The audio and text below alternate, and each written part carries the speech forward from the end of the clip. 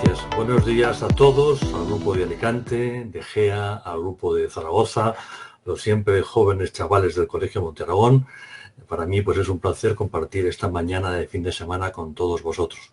Cuando Jerónimo me pidió esta conferencia, esta charla, que es, y esto es un tema que la marca mucho, es la primera después de que Alfonso no esté con nosotros, y por lo tanto pues tiene algo de homenaje, de recuerdo, de reconocimiento de su ausencia, pero también de su legado, de su impronta, de todo lo que ha hecho por sacar adelante GEA. Pues dábamos vueltas, lo discutimos más de una vez Jerónimo y yo, y finalmente llegamos a la conclusión de que quizá lo más sensato, lo que podía ser más útil, es hacer un marco temporal en tiempo largo de lo que estamos viviendo. Al fin y al cabo, pues todos seguimos los medios de comunicación, escritos o no escritos. A través de las redes sociales estamos al tanto de los grandes debates sobre cómo se está gestionando por parte de los distintos gobiernos los problemas derivados de la pandemia, de este puñetero bichito. Pero no siempre tenemos tiempo o formación para ver esta circunstancia, este momento crítico, en un marco temporal más amplio y, por lo tanto, entrever de verdad cuál es su magnitud, cuál es su trascendencia, cuáles van a ser sus efectos. Por eso esta charla, que intento que no pase de media hora, es básicamente ofrecer un marco desde el pasado al futuro de lo que significa el conjunto de vivencias que en estos momentos estamos todos participando de ellas, ¿no?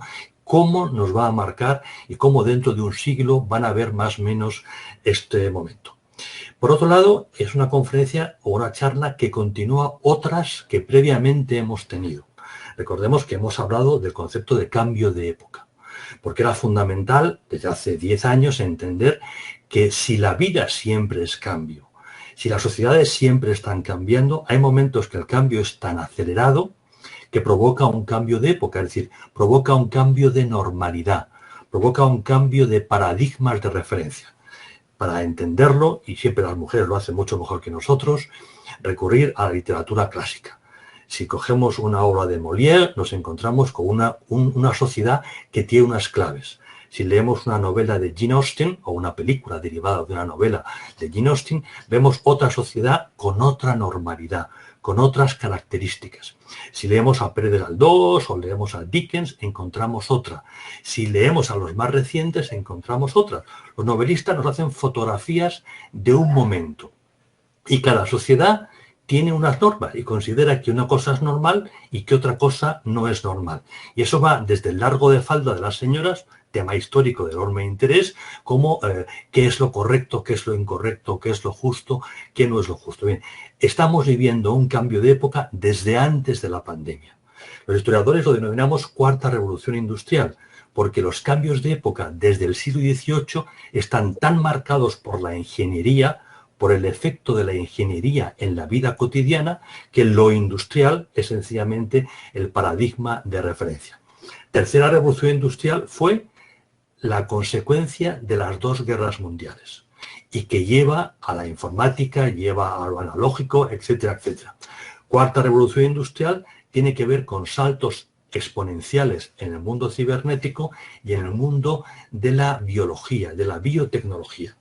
Que en este momento no podemos detenernos en eso y seguro que podéis invitar a gente más cualificada que yo para hablar de todo lo que va a suponer ese tema. Lo fundamental es que desde hace 10-15 años estamos viviendo en ese proceso.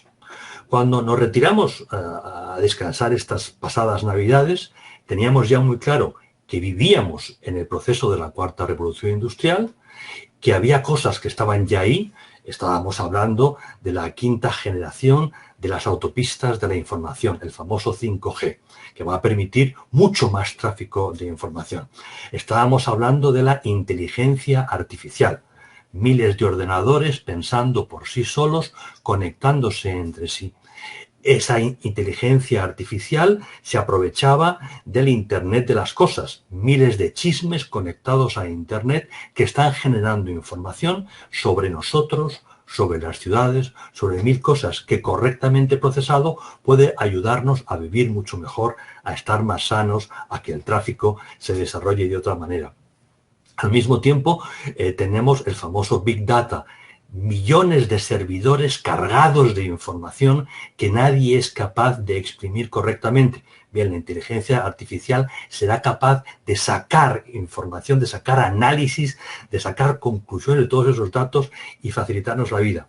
Por último, sabíamos que se nos venía encima un hecho histórico de enorme trascendencia, que es la informática cuántica, que nos va a proporcionar una potencia enorme.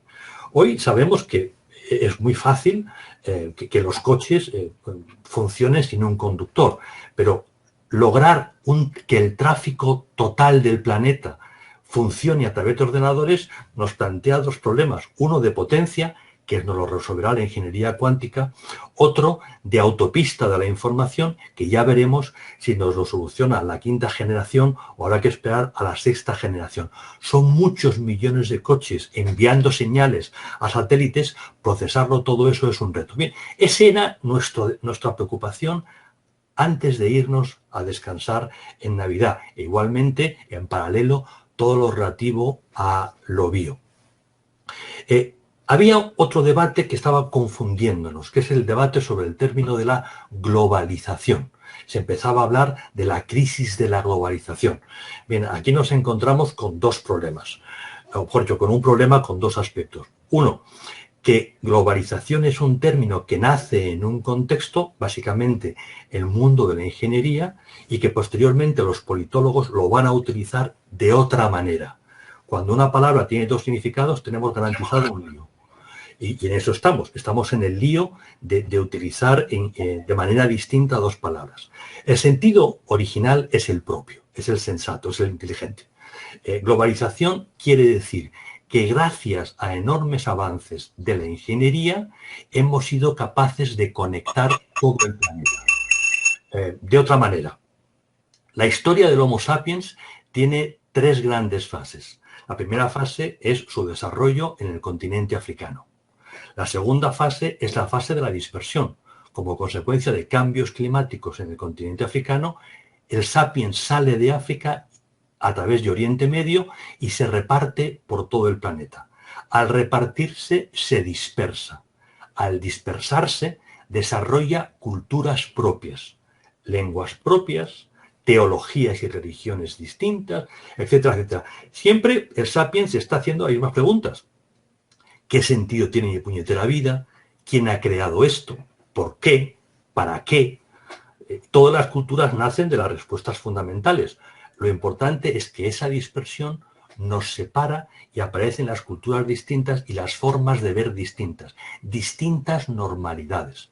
La tercera fase de la historia del Homo sapiens es la vuelta a conectar todas estas culturas. Y es un proceso muy largo. La ruta de la seda es un momento fundamental para unir Oriente y Occidente. El Imperio Romano, la navegación de cabotaje tuvo un efecto extraordinario. La navegación en mares abiertos, y España algo tiene que ver con eso, nos permite llegar a América Latina. Es un proceso que finalmente tiene el efecto que hoy llamamos globalización, aunque en realidad globalización es todo el proceso, pero llamamos globalización a este momento en que finalmente estamos todos interconectados. Sabemos todo lo que pasa en cualquier parte, las ideas viajan, las culturas se relacionan entre sí, las mercancías van de una parte a otra en un tiempo absolutamente récord y lo que pasa en un punto ahora sí afecta a todos los demás. Ese es el sentido propio de globalización. ¿Cuál es el segundo sentido? ¿Y por qué hablamos del fracaso de la globalización? Al acabar la Segunda Guerra Mundial y empezar, por lo tanto, lo que en ingeniería llamamos la tercera revolución industrial, se da un proceso de política internacional fundamental, que es establecer un nuevo orden. Habéis oído hablar de la expresión el orden liberal.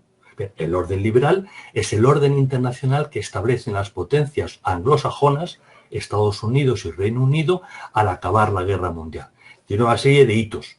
La Carta del Atlántico, frente a las costas de Massachusetts, Churchill y Franklin Delano Roosevelt, en la Carta de San Francisco, Carta Fundacional de Naciones Unidas, los acuerdos de Bretton Woods, que llevará con el paso del tiempo a la Organización Mundial del Comercio, la creación de la Alianza Atlántica, un conjunto de hitos de política internacional que son la base, el cimiento de un orden internacional. Ese orden internacional triunfa definitivamente cuando en 1989, noviembre, se derriba el muro de Berlín y cuando en 1991 se disuelve, en un hecho catastrófico, la Unión Soviética. Bien, ya tenemos ahí una referencia absoluta de un mundo. ¿Qué hacer a partir de allí? Le va a corresponder a la administración norteamericana de Bill Clinton ese reto. Y ese reto implica por parte de Estados Unidos entender que hay que aprovechar la globalización para extender el orden liberal. Hay que aprovechar la ruina de la Unión Soviética para extender la influencia de las naciones liberales, de las naciones democráticas. Y aquí nos encontramos ya con el segundo uso, el segundo significado de la palabra globalización. Los politólogos llaman globalización no a la interconexión, sino al intento de expandir el orden liberal a todo el mundo. Bien, hoy hablamos de crisis de la globalización haciendo referencia básicamente al segundo significado. El intento por parte de Estados Unidos de ordenar el mundo a partir de los acuerdos de la posguerra mundial se ha venido abajo. Se ha venido abajo porque ha habido estados que lo han rechazado, China, Irán, Rusia, pero fundamentalmente porque quien lo creó, Estados Unidos, hoy lo rechaza. Bajo la administración de Donald Trump y en parte también bajo la administración de su predecesor, Barack Obama, Estados Unidos ha dejado de ver ese orden como de interés propio, porque esos acuerdos beneficiaban más a los otros que a Estados Unidos, y se ha iniciado un replanteamiento. Bien, esta es la fotografía de diciembre del año 19, antes de que a la vuelta de Navidad nos encontráramos el puñetero bichito haciendo de las suyas y poniendo todo patas arriba. Bien, el momento bichito, el momento coronavirus que estamos viviendo tiene una serie de consecuencias que debemos tener muy claras para poder entender lo que va a llegar a continuación. En primer lugar, y en el plano de la economía. Vamos primero a hablar de economía, luego de política, luego del escenario internacional. La pandemia, al obligar a que nos recojamos en nuestros domicilios, tratando de protegernos de la infección, lo que ha provocado es una crisis económica que es crisis de oferta, pero que también es crisis de demanda. No tiene, por tanto, mucho que ver con la crisis del año 2007-2008 que da paso a la Gran Depresión, que fue básicamente una crisis de carácter financiero. No estamos ante una crisis financiera, el sistema bancario está suficientemente protegido, los bancos centrales han aprendido a actuar en este tipo de situaciones. Hoy tenemos una crisis de oferta y de demanda que genera quiebras, las empresas no están vendiendo y tienen que pagar los sueldos de sus trabajadores, por lo tanto, genera desempleo y mucho desempleo. Al no generarse riqueza aparece una disminución de los ingresos fiscales del Estado, al mismo tiempo que el Estado tiene que hacer frente a nuevos costes, básicamente derivados del desempleo, pero no solamente del desempleo. Por tanto, la pandemia ya nos ha creado la crisis, el virus más tarde o más temprano se va a ir, pero la crisis económica se va a quedar y va a marcar los próximos años, que no sabemos si serán 3, siendo optimistas, o serán 5 o 7 si somos más pesimistas. Es muy complicado ser optimista o pesimista porque no sabemos de verdad cuánto tiempo nos va a costar acabar con el dichoso virus. Ante esta situación, tanto de salud como económica, los estados reaccionan de distinta manera. Por lo tanto, las consecuencias a las que se van a enfrentar van a ser distintas. Hay estados que vemos que funcionan bien, por ejemplo, ha reaccionado bien Austria, ha reaccionado bien Holanda, ha reaccionado bien Portugal. Y hay otros estados pues, que han reaccionado mal y que van a pagar muy caro. Ha reaccionado mal Italia, España, Reino Unido, Estados Unidos. Por lo tanto, la reacción no tiene que ver con la capacidad económica, con el nivel de renta o de desarrollo, tiene que ver con liderazgo, con decisiones políticas tomadas en un momento determinado.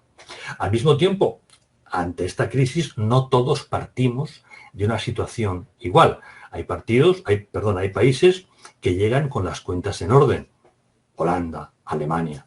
Y hay países que llegan con las cuentas en absoluto desorden.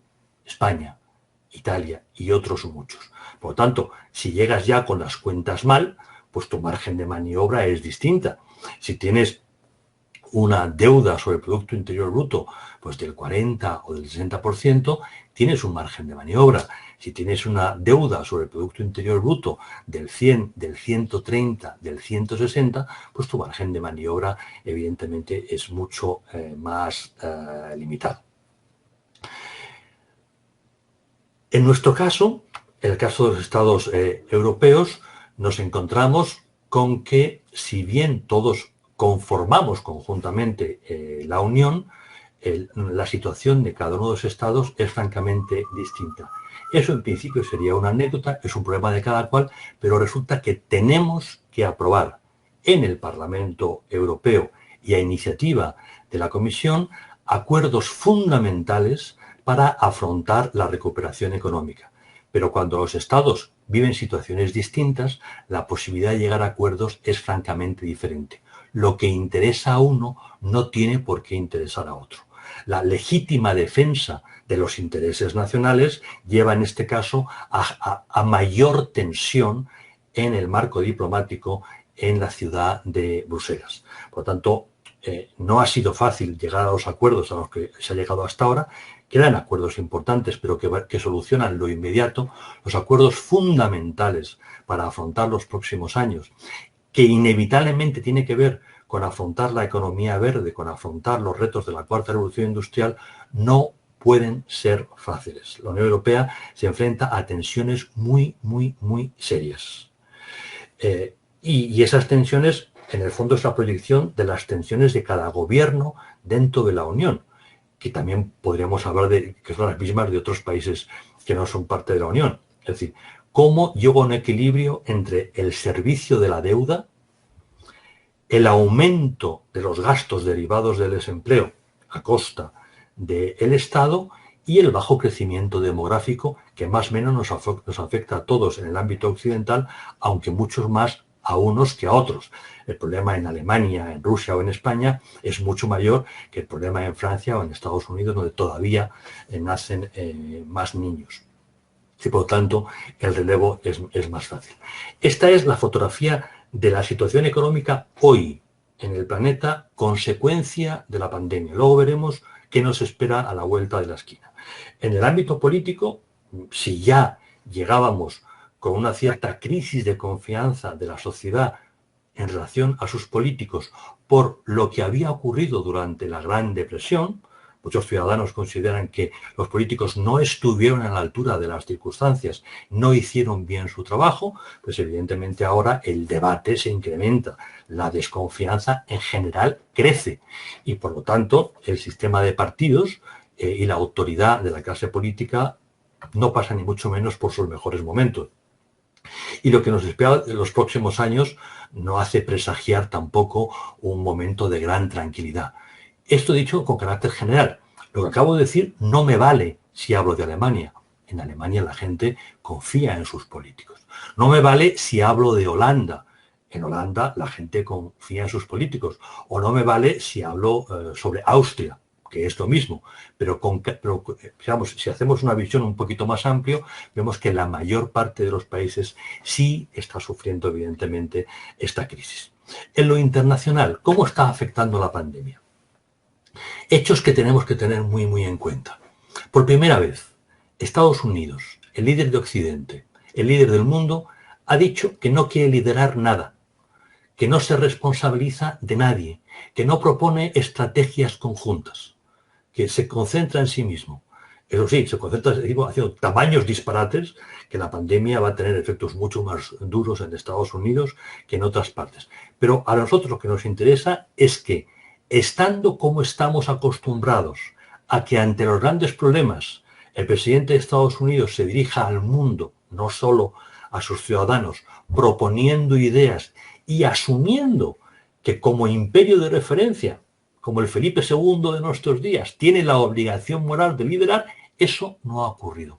Eso es un hecho histórico relevante, Porque cambia la mentalidad de nuestros diplomáticos, cambia la mentalidad de nuestros actores internacionales. Ya no cabe esperar de Estados Unidos ese paso adelante. Segundo, lo que hemos visto los europeos es que la Unión Europea no tiene competencias en este terreno. También nos estábamos acostumbrándonos a que desde Bruselas llegan las iniciativas. Desde luego, durante la Gran Depresión hubo un gran protagonismo de Bruselas, hubo un gran protagonismo de Berlín, de París, etcétera, etcétera. Bien, en este caso, Bruselas sencillamente no tiene competencias para actuar y, por lo tanto, el presidente de la Comisión, actualmente la presidenta de la Comisión, no ha podido dirigir nada. Pero eso ha creado una situación de, bueno, a mí la Unión Europea no me protege. Bueno, no es cierto que no me proteja, sencillamente no tiene esas competencias, pero la ciudadanía vive las circunstancias a su manera y, desde luego, la Unión Europea no ha mejorado su imagen entre los europeos. En las últimas décadas hemos hablado mucho de lo multilateral. El futuro tiene que ser multilateral. Los grandes organismos internacionales son los que tienen que gestionar los grandes temas. Y sobre todo en la parte técnica, pues lo hemos vivido con mucha normalidad. Pues entendemos que para controlar el tráfico aéreo hace falta que haya una agencia internacional que lo solucione. Y sobre temas de alimentación, pues entendemos que tiene que haber una organización mundial que se ocupe de la alimentación. Y tenemos una organización mundial que se ocupa de la salud, que no ha cumplido con su obligación, que no ha estado a la altura de lo esperado, que ha preferido proteger a un miembro significado, China, y lo que ha hecho es dar cobertura a las mentiras de China sobre el tema. Por lo tanto, eso de nuevo lo que hace es echar leña al fuego sobre un debate muy candente entre nacionalidad, nacionalismo y multilateralismo. La Organización Mundial de la Salud no ha estado a la altura de las circunstancias y la crítica va a durar mucho tiempo y va a traer consecuencias. Consiguientemente, como decía antes, estamos reviviendo el descubrimiento del nacionalismo, estamos reviviendo la confianza con nuestro propio Estado, que es nuestra última línea de retaguardia, y nuestra desconfianza sobre lo que habíamos estado creando últimamente. Da igual que hablemos de la Unión Europea, de las Naciones Unidas o de cualquier otra agencia importante. China. Perdón. China es el actor emergente. Llevamos años hablando de China, viajamos a China para intentar entender a los chinos, lo cual no es precisamente muy fácil, nos admira su crecimiento, nos asusta su desprecio por la dignidad humana, etcétera, etcétera. China es el gran perdedor de la pandemia. No solo porque surgió allí, que eso no tendría por qué haberles afectado en cuanto a imagen, sino porque mintieron, porque a continuación ha lanzado una campaña de diplomacia pública llena de falsedades que ha forzado a un enorme enfado tanto en Europa como en Estados Unidos. Por primera vez durante mucho tiempo, todas las autoridades europeas, todos los políticos norteamericanos están de acuerdo en criticar profundamente a China. Recientemente, el vicepresidente de la Comisión Europea, señor Borrell, como máxima autoridad en política exterior de seguridad y defensa, ha emitido un informe sobre China. El hecho de que él lo haya descafeinado, de que la versión que se ha publicado no es la versión que hicieron los técnicos, sino una versión tocada por Borrell para no dañar, entre comillas, el diálogo con China, ha llevado a una bronca monumental en Bruselas. Y una bronca monumental desde Washington contra Bruselas por la actitud de apaciguamiento del señor Borrell. El Parlamento Europeo lo ha crucificado literalmente. Bien, este es un dato a tener en cuenta. China no ha jugado limpio, dejando a un lado los errores que haya cometido en la gestión, que es un tema distinto, sino que no ha jugado limpio con nosotros, nos ocultó información, luego nos mintió y eso, digamos, ha debilitado mucho la imagen de China en el mundo. El otro país de referencia, que es Rusia está ahora pasándolo francamente mal por dos razones. Primera, por la caída drástica de los precios de la energía. Rusia es un país que vive del grifo del gas y del petróleo, sobre todo del gas. Los precios del petróleo y del gas han caído. Tradicionalmente son precios que van a la par, van unidos. digamos que si bajan, bajan manteniendo la proporción. Esa proporción se ha roto. En estos momentos el precio del gas cae más que el precio del petróleo y por tanto Rusia tiene un serio problema de fin de mes. Por tanto Rusia está ahora más bien callada. Bien, vamos hacia el final. ¿Qué nos cabe esperar del día después de la pandemia? Pandemia siempre ha habido. Los que trabajamos en el tiempo largo, los militares, Demetrio puede dar fe, los historiadores, no solamente no nos sorprenden las pandemias, sino que las tenemos totalmente interiorizadas. Esto ocurre periódicamente. En los grandes centros de investigación, el Imperial College, en Weizmann Institute, en todos estos sitios, se trabaja siempre sobre las pandemias porque sabemos que va a llegar una. No nos sorprende en absoluto. Lo asumimos con naturalidad. Entiendo que la gente que no trabaja en el tiempo largo, sino que trabaja de otra manera, pues un señor que está en un bufete de abogados, una pandemia pues la vive como algo mucho más sorprendente. No es nuestro caso. Los militares, los historiadores, estamos perfectamente preparados para entender, analizar y vivir con las pandemias. Bien, ¿qué va a ocurrir el día después? En el plano económico, lo que nos vamos a encontrar es que las grandes potencias, fundamentalmente Estados Unidos y China, van a llegar más tarde y más temprano a un acuerdo global. Esta bronca monumental es una bronca táctica. En el plano estratégico se necesitan. No solo porque China es un gran poseedor de deuda norteamericana, es que son mercados. Y las potencias lo son porque producen. No se es potencia si no se innova. No se es potencia si a partir de la innovación, de la investigación, no generas producto. Pero si generas producto tienes que venderlo. ¿De qué te vale el producto si no lo puedes vender? Estados Unidos necesita el mercado chino. China necesita el mercado norteamericano. Por lo tanto, toda esta gran bronca es un movimiento táctico para llegar finalmente a acuerdos. Y llegarán a acuerdos comerciales. Y llegarán relativamente, eso es mucho más complicado, a acuerdos en el plano de la seguridad. Vamos a un mundo donde el concepto guerra que hemos manejado durante la tercera revolución industrial o durante la segunda revolución industrial ya no está vigente entre las grandes potencias porque no existe la victoria. Lo que hay es un estado permanente de conflicto que se resuelve fundamentalmente en el plano ciber, en el plano industrial, robo de patente, robo de información y en todo caso en conflictos by proxy, por terceros. Un pulso en Siria, un pulso en Sudán, pero las grandes potencias no pueden permitirse el lujo de conflictos directos porque eso ya no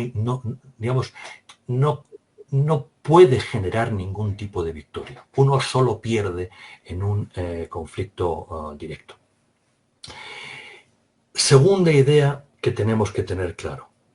Mientras se llega a este acuerdo global de comercio, vamos a vivir una quiebra en las cadenas de valor. Es decir, para generar un producto estamos comprando distintos elementos, mucho de eso nos llega de Asia porque supuestamente es más barato. En esta guerra comercial en la que vivimos vamos a renunciar a muchos de esos elementos por motivos de seguridad y consiguientemente vamos a adquirir otros más caros.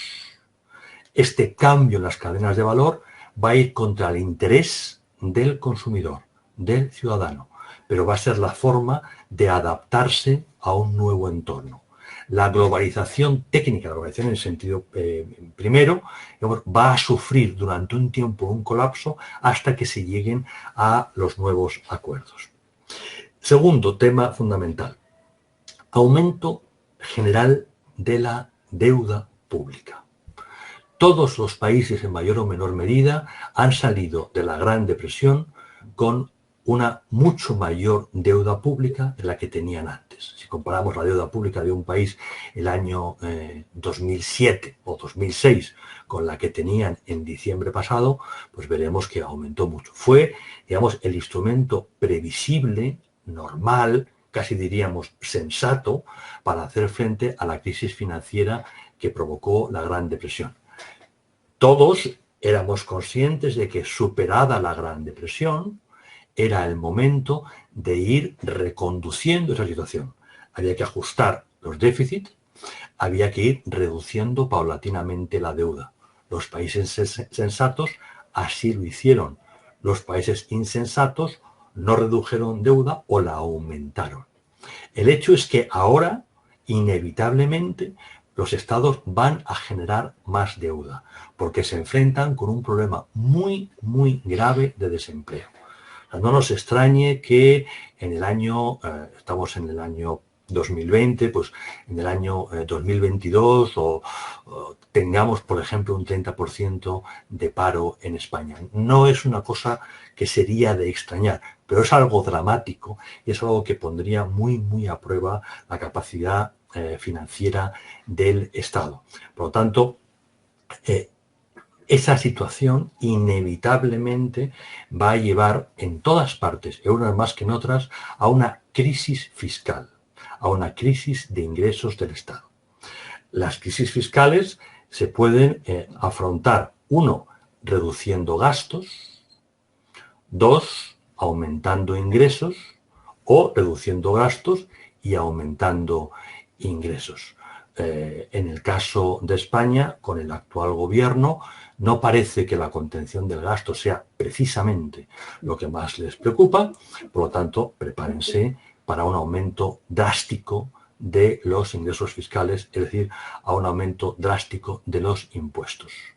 Si suben los impuestos, nos encontramos con que hay dos líneas de acción que van contra el establecimiento, el mantenimiento, mejor dicho, de las clases medias. Recordemos, al finalizar la Segunda Guerra Mundial, uno de los objetivos fundamentales de los políticos occidentales era estabilizar clases medias para de esta forma evitar el arraigamiento de idearios radicales, fundamentalmente del comunismo. Lo que hoy llamamos Unión Europea, el proceso de integración europea, no se entiende sin el esfuerzo para consolidar esas clases medias. Hoy las clases medias tienen dos amenazas muy serias. La primera es la cuarta revolución industrial. La cuarta revolución industrial se va a llevar por delante muchísimos puestos de trabajo no muy cualificados. No solamente poco cualificados, sino también intermedios. La cuarta revolución industrial da la bienvenida a ingenieros de alto nivel, físicos, matemáticos, altos juristas, gente muy de empresa, muy bien preparada. Pero mucha gente no va a encontrar trabajo porque ya se ocupan los ordenadores de ese tema. El segundo problema que va a afectar de verdad al futuro de las clases medias es el aumento de la presión fiscal derivada del apalancamiento de los estados, consecuencia de las dos crisis económicas, de la Gran Depresión y de la que ahora empieza resultado de la pandemia. Para muchos gobiernos eso puede ser la gran oportunidad para consolidar sociedades dependientes de la voluntad del gobierno. Estos no son temas menores, son los temas de alta política de verdad que nos van a ocupar los próximos años. A los españoles, pero también, desde luego, a otras sociedades de todo Occidente. En paralelo al aumento de la deuda pública está el problema de la deuda corporativa. La Gran Depresión se llevó por delante muchas empresas que quebraron. Otras consiguieron sobrevivir y a la altura de diciembre del año pasado tenían dos problemas o dos retos, si se refiere así. Uno, ¿cómo reducimos el paquete de deuda resultado de la anterior crisis mientras tratamos de adaptarnos a los retos que nos plantea la cuarta revolución industrial?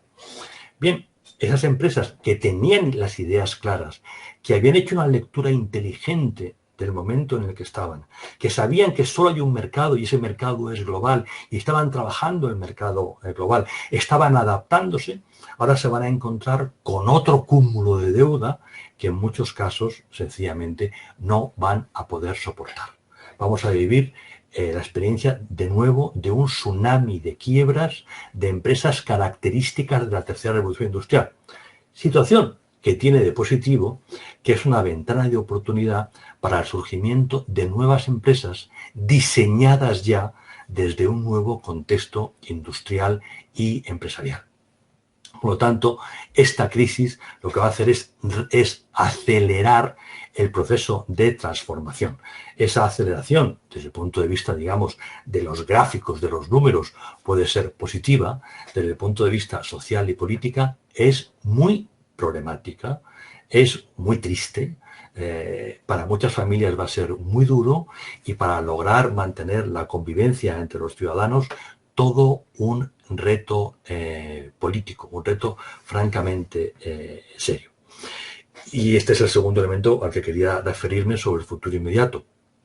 Si en estos momentos una de las, digamos, afirmaciones obvias es que el prestigio de los políticos en el mundo, y básicamente en Occidente, no pasa por su mejor momento, hagámonos a la idea de que los retos que nos plantea la nueva crisis económica son tan complicados como los retos de la gestión de la pandemia en el momento presente, y por lo tanto los estados van a vivir tiempos de tensión política, inevitablemente.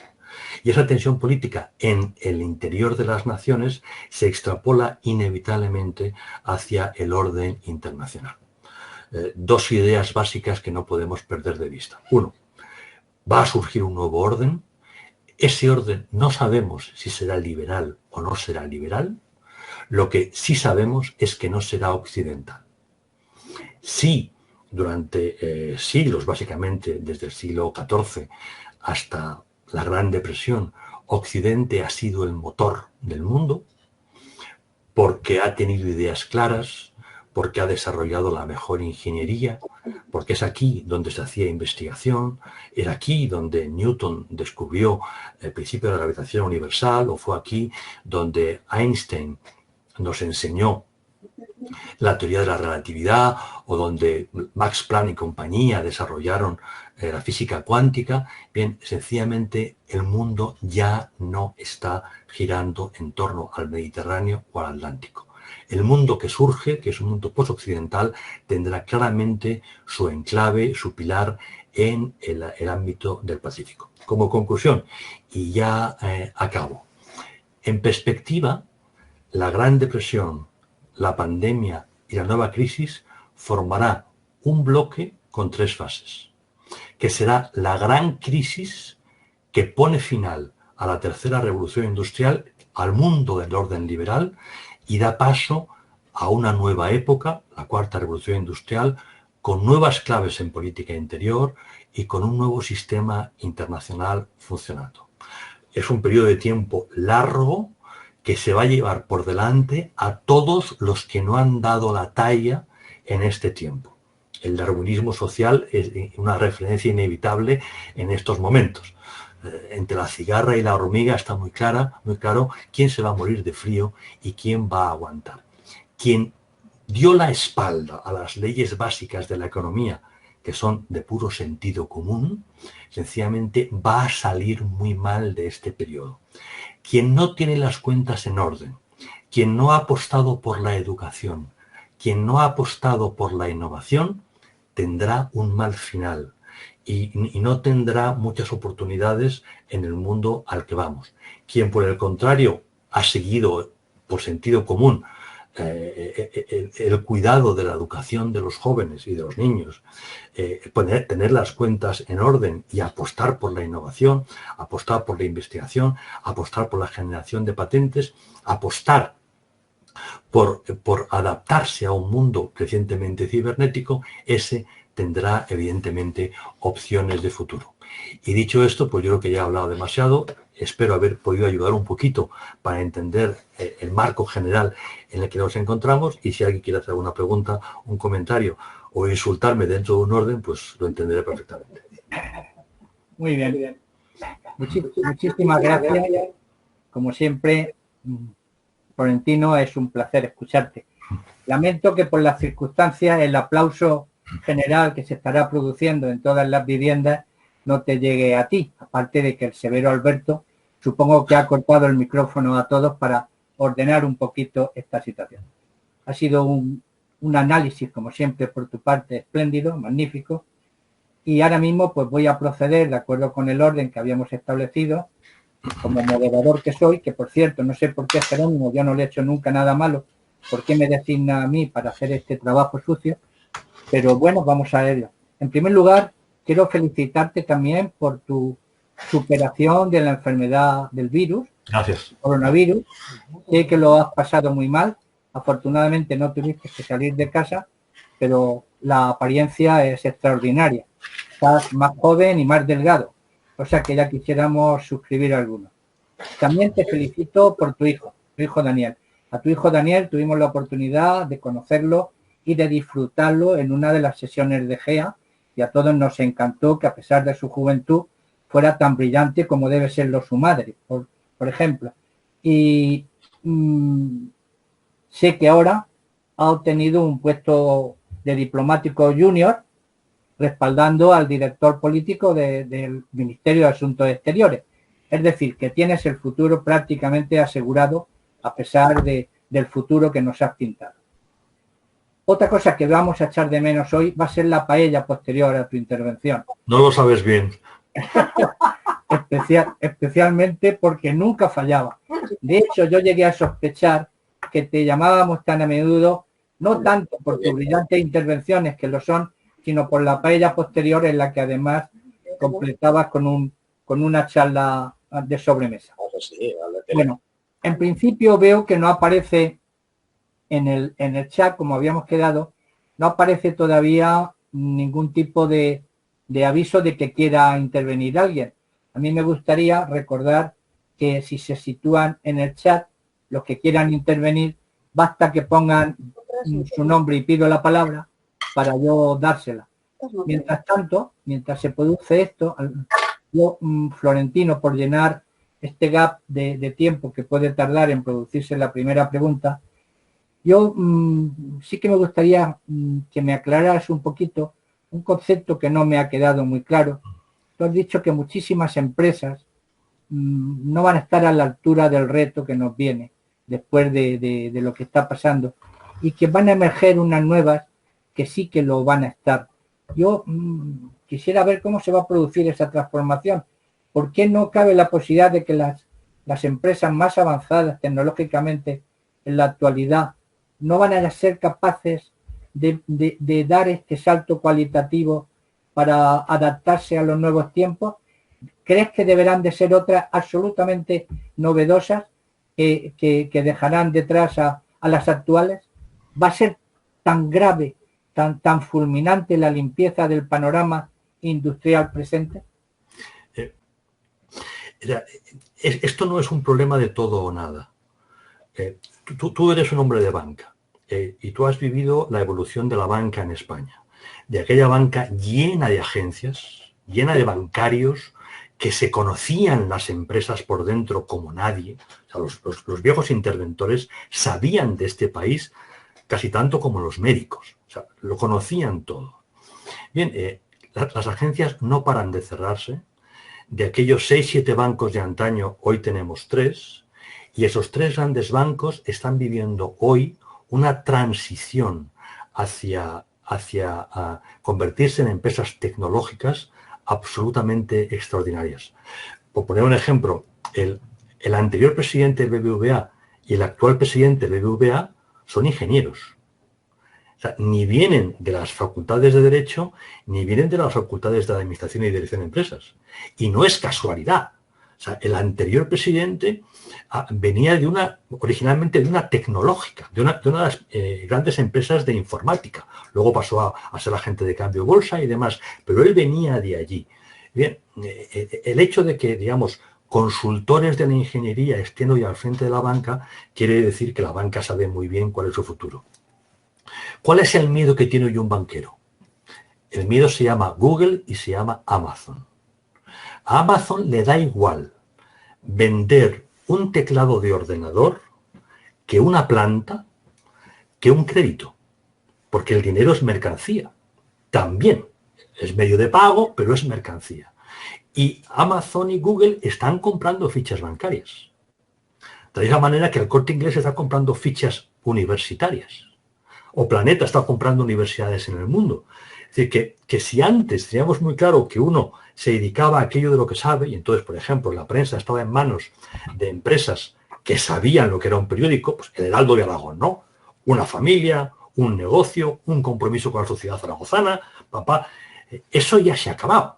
Hoy los medios de comunicación están en manos de empresas cuyos presidentes ni saben ni les interesa de verdad el tema de la comunicación.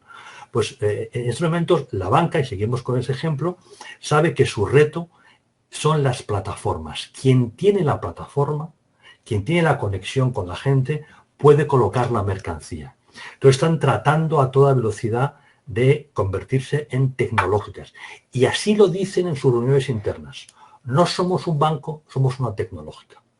Vendemos dinero, pero también ahora un banco te vende un coche o te vende un renting, que es una forma te venden 1000 cosas porque están en ese juego. Y así llego a la respuesta a tu pregunta. No hay una ley que condene a las empresas de antes a desaparecer. Ni hay una ley por la cual todo el futuro depende de empresas jóvenes creadas por 4 ingenieros que alquilan un servidor y 50 metros cuadrados. Naturalmente, muchas empresas de antes van a ser capaces de transformarse. Pero, y aquí recurro a una metáfora que manejan los profesores de las escuelas de negocios, el concepto de mochila. El problema de las empresas importantes de la tercera revolución industrial es que arrastran una mochila que pesa mucho. Por ejemplo, un inmovilizado en inmuebles, que es un trasto, que es un trasto. Un montón de personal que ya no necesitas y que además no está mentalizado para el nuevo tipo de negocio. Entonces, la transformación requiere tiempo y mucha inversión en dinero para ir soltando la mochila. Eso es un hándicap, pero ellos lo saben y evidentemente el futuro recogerá a muchos de los que vienen de atrás de la tercera revolución industrial y de la segunda. Hay muchas empresas importantísimas que vienen de la segunda revolución industrial. Por ejemplo, Ford o General Motors. Y que están ahí y que van a seguir jugando un papel importante. Para que, digamos, es distinta su circunstancia. Ahora, 4 chavales, 2 telecos, 2 industriales, te montan una empresa con 2 duros y de pronto, si tienen empatía cultural, si entienden los mercados, se convierten en una empresa de referencia. Y eso es un tema, digamos, muy característico de este tipo de situación. Muy bien, Florentino, muchísimas gracias por la aclaración. Voy a seguir el orden cronológico por intervenciones. Algunos la han hecho por escrito y otros ya veo que apuntan a la palabra. Cuando llegue la palabra, quiero hacer una previa advertencia, un previo ruego. Me gustaría que aplicaran el sabio consejo de la contención, dado que supongo que habrá muchísima gente y el tiempo es limitado. Empiezo con Demetrio Muñoz, que nos dice: Florentino, es evidente que has comentado de Estados Unidos, pero entendemos que esta postura como una tendencia estructural que perdurará en el tiempo o es coyuntural del actual presidente USA. Y como ves, la OTAN, estructura que ha sido fundamental para la estabilidad europea. Perdón, como faltaba el acento, no lo he ido a ver. ¿Y cómo ves la OTAN, estructura que ha sido fundamental para la estabilidad europea? Gracias. Muchas gracias, Demetrio. En la posición actual de Estados Unidos hay elementos estructurales y elementos que son coyunturales. Por ejemplo, ¿qué es estructural?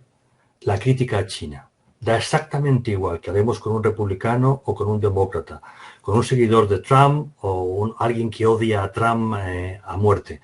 Todos tienen clarísimo que China es un rival que juega sucio. Juega sucio en el ámbito comercial y juega sucio en el ámbito de la seguridad, la diplomacia y la defensa. Eso lo tienen muy claro. Y por lo tanto, las Fuerzas Armadas están recibiendo desde el Capitolio señales inequívocas de que tienen que centrarse en la amenaza china. Es estructural la desconfianza de los norteamericanos respecto de los europeos, aliados de tercera. O sea, como un europeo no se puede ir a muchos sitios. Gente poco seria, no cumple sus compromisos, no invierte en defensa, no quiere ver la realidad, están ensimismados en problemas internos, etcétera, etcétera.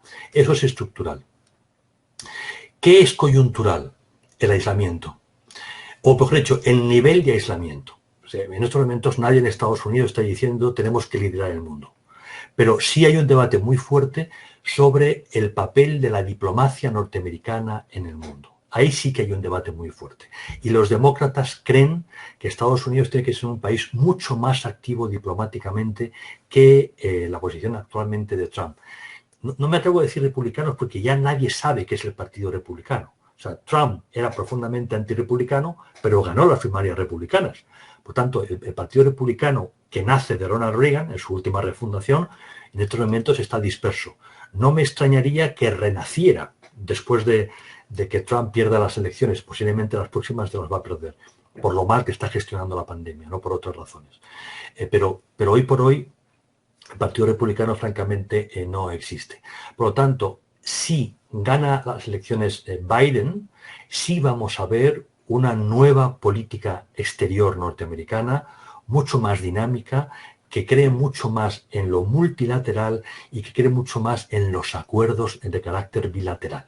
Esa es, digamos, la mayor diferencia.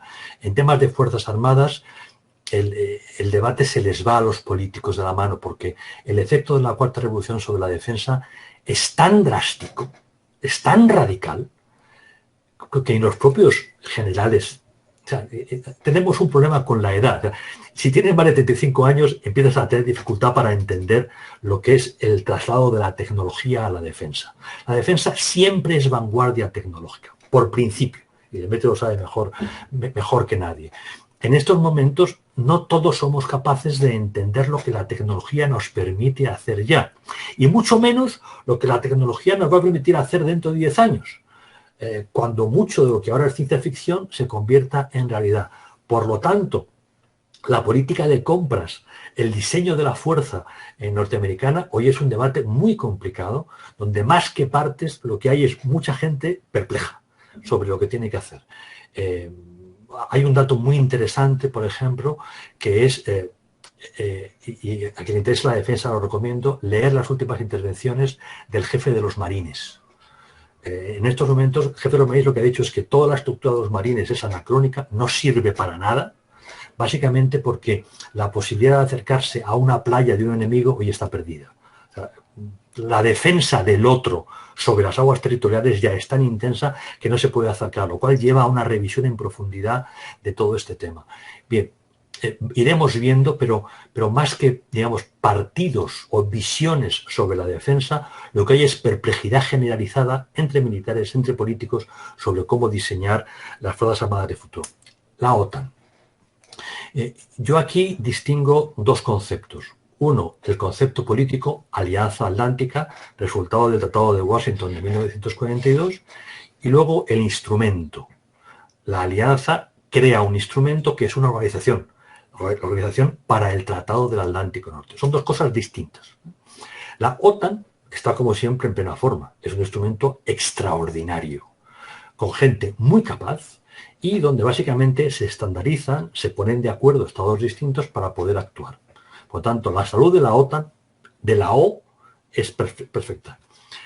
Por el contrario, la alianza, que es la voluntad de tener una alianza militar, está muy dañada. Y está muy dañada porque toda alianza parte de algo muy sencillo. Es que varios estados asumen que tienen un enemigo común y frente a ese enemigo común hay que establecer una estrategia. Eso es una alianza. Bien, la Alianza Atlántica, que es única en la historia, se creó sin enemigo, diciendo nosotros podremos mantenernos unidos aunque cambien los enemigos y cambien las estrategias. Eso está en el tratado. En el Tratado del Atlántico Norte no se cita una sola vez a la Unión Soviética. No se cita la amenaza. Lo que se dice es, nos reunimos para defender unos ideales y unos valores. Básicamente, la democracia. Eso es lo que dice el Tratado de Washington del año 1949. Bien, el tiempo ha demostrado que eso no ha sido posible mantenerlo. Hoy no estamos de acuerdo sobre quién o quiénes son amenaza, ni cómo actuarlo. Y el presidente Trump ya ha amenazado con retirarse. Estados Unidos no se ha retirado, en el fondo porque es mejor estar dentro que fuera, pero en realidad la cohesión de la alianza está bajo mínimos, absolutamente bajo mínimos. Y no es que los europeos tengamos otra visión. Hay tantas visiones europeas como europeos. La prueba está que la Unión Europea ha sido totalmente incapaz de dotarse de verdad de una política exterior de seguridad y de defensa común. tenemos visiones muy distintas y sobre todo estamos tan ensimismados en nuestros problemas internos que no prestamos atención a los problemas que nos vienen de fuera, sea Rusia, sea China o sea el más grave para nosotros, que es la descomposición de la zona Magreb-Sahel, que es lo que nos va a traer muchos problemas los próximos años. Muy bien, muchas gracias, Florentino. Vamos a la segunda pregunta que le hace Alberto Torres, que es nuestro ingeniero en jefe de este tinglado que hemos montado hoy. Dice, de la misma manera que se recurrió a Hayek para trazar el neoliberalismo en un momento de crisis del capitalismo, ¿hay alguna previsión, alguna nueva teoría que pueda servir de hoja de ruta para una transformación del capitalismo y adaptarse a la cuarta revolución industrial? La pregunta ahí queda, ¿eh?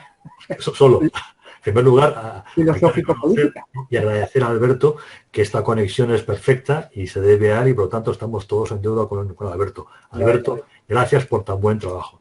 Segundo, lo que hay en estos momentos, heredado de la anterior crisis, es un debate muy intenso entre los economistas sobre cómo resolver lo inmediato, porque lo inmediato es tan complicado, la gestión de la deuda es tan complicada. Lo acabamos de ver con la famosa sentencia del Tribunal Constitucional de Alemania, más conocido como el Tribunal de Karlsruhe, dejando muy claro que lo que está haciendo el Banco Central Europeo no responde a la legalidad alemana. Y ese no es un tema precisamente menor. O sea, eso de que el Banco Central Europeo puede dedicarse a comprar deuda en cantidades gigantescas y acumularlas, digamos, no es la cosa más sensata del mundo. Dicho de otra manera, y estoy plagiando a un famoso inversor norteamericano de Wall Street, que lo decía en una reunión hace poco tiempo, dice, la sola idea de que para resolver un problema de deuda hay que acumular más deuda me produce cierta intranquilidad. Un comentario bastante cínico, pero bastante sensato. O sea, normalmente, si una familia o una empresa tiene un problema de deuda, lo que hace es controlar los gastos, no acumular más deuda. Bien, lo que estamos haciendo es exactamente lo contrario, acumular deuda en cantidades gigantescas. Pensemos en la propuesta que ha hecho el Gobierno de España en el marco del Consejo Europeo. Lo que ha dicho nuestra ministra de Economía allí es la solución de la crisis económica en Europa pasa porque la Unión Europea como tal genere un fondo de ayuda, no deuda, o sea, no necesariamente reembolsable, de 1,5 billón de euros. Aclaremos, porque últimamente los periodistas, con su facilidad natural para enredar, lo están enredando. 1 billón no es 1 billion. O sea, los periodistas saben inglés de aquella manera, y entonces leen en Financial Times billion y lo traducen por billón. 1 billion es 1 millardo, es 1.000 millones. 1 billón es 1 millón de millones.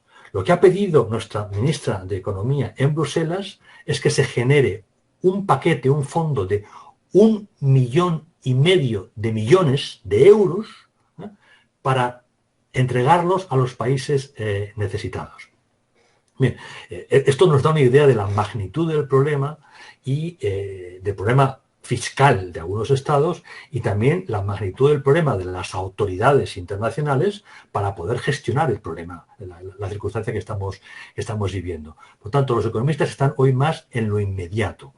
¿Qué puede hacer? ¿Hasta qué punto el Banco Central Europeo puede comprar deuda? ¿Hasta qué punto el fondo tiene que ser de préstamo, por lo tanto hay que devolverlo con mayor o menor interés, o es una donación a fondo perdido? Eso es de verdad en lo que en estos momentos están los economistas. La idea de cómo va a ser el mundo que viene les desborda a los economistas como les desborda a los politólogos, como nos desborda a todos. Habrá que ir viendo, porque en el fondo no sabemos cómo vamos a salir de la crisis, como para poder de verdad saber cómo vamos a organizar el mundo que viene. Una de las pistas más obvias es que la teoría liberal, la teoría política liberal, va a ser muy cuestionada. ¿Por qué? En estos momentos, pongo un ejemplo de España. Somos 47 millones. 20 millones de españoles viven del Estado. 20 millones de españoles viven del Estado hoy. No sé cuántos van a vivir dentro de un año. Por distintas circunstancias. Porque son funcionarios, porque son pensionistas, porque son desempleados, por otras circunstancias. O sea, el Estado está acumulando responsabilidades. Por lo tanto, el Estado tiende a intervenir más, a invadir espacios que no son de soberanía, que son sencillamente competencias políticas que se van asumiendo. El problema de todo esto es cómo se genera riqueza en estas circunstancias. Si a más deuda y a más tecnología, menos clases medias, vamos a una sociedad dependiente del Estado. Por lo tanto, se parece muy poco a la idea que los liberales tenemos de lo que es una sociedad sana. Florentino, adviértele a tu mujer que se va a hacer tarde para comer porque ya se va llenando, como es esperable, ya se va llenando el chat de preguntas. La siguiente la va a hacer Marco Antonio López Cerdá y la quiere hacer directamente. Así que, Marco Antonio, si tienes el micrófono y la cámara en disposición, es todo tuyo. Bueno, muchas gracias y enhorabuena, Florentino, por tu excelente charla y tus convincentes explicaciones. Últimamente nos han llegado noticias optimistas, quizás porque las autoridades son conscientes de que necesitamos unas gotas de optimismo y algunas de ellas van en la dirección, recuerdo que nos envió algún miembro de GEA, en el sentido de que Europa nos va a dar dinero. Europa nos va a dar dinero, fondo perdido, pero yo creo que dentro de esa lógica, si nos dan dinero, intentarán controlar la finalidad de ese dinero, intentarán controlar el gasto. Entonces, con un gobierno que realmente tiene una hoja de ruta en la que precisamente el dinero se va a gastar en temas sociales de su agrado, ¿qué consecuencias puede tener esto cara pues a las pensiones? Esto es algo que, es una cosa muy concreta, pero a mí particularmente me preocupa mucho. Y la segunda cuestión es, yo creo que esto de la pandemia, aparte de otras consideraciones y de que era previsible por gente sensata, creo que también es una lección de humildad. Y no sé si deberíamos empezar a mirar un poquito el sector primario, porque parece que ese ya no existe, ¿no? No tiene sentido que cuando se va a disparar a millones, a cifra de millones, al paro, en cambio falte gente para recoger los nísperos en muchos sitios o las cerezas y que en el campo no quiere ir la gente. Ya sé que no es una buena solución, no es una solución moderna, ni nada que ver con la cuarta revolución industrial, pero dentro de esa lección de humildad quizás deberíamos ser también un poco más realistas y pensar que en esta época de la pandemia y del confinamiento se ha disparado la demanda de comestibles y de fruta y de vino y tal. No lo sé, es una pequeña reflexión muy de a pie y nada más. ¿Sí? Saludos para todos. También había preguntado que dónde era más barata la vivienda, si en Austria o en Holanda. Porque el panorama aquí no sé cómo va a quedar. Bueno, muchas gracias. Muy bien, muchísimas gracias. Vamos a ver, has hecho en fondo dos preguntas, ¿no? Uno sobre el papel de la Unión Europea y luego la reflexión de pandemia y humildad. Empezando por la segunda, desde luego, o sea, digamos, tanto, en general, todos los que trabajamos en el tiempo largo somos muy escépticos sobre la capacidad que tiene el hombre para definir la realidad. Los militares, está aquí Demetrio con nosotros, saben que los tiempos de paz atontan.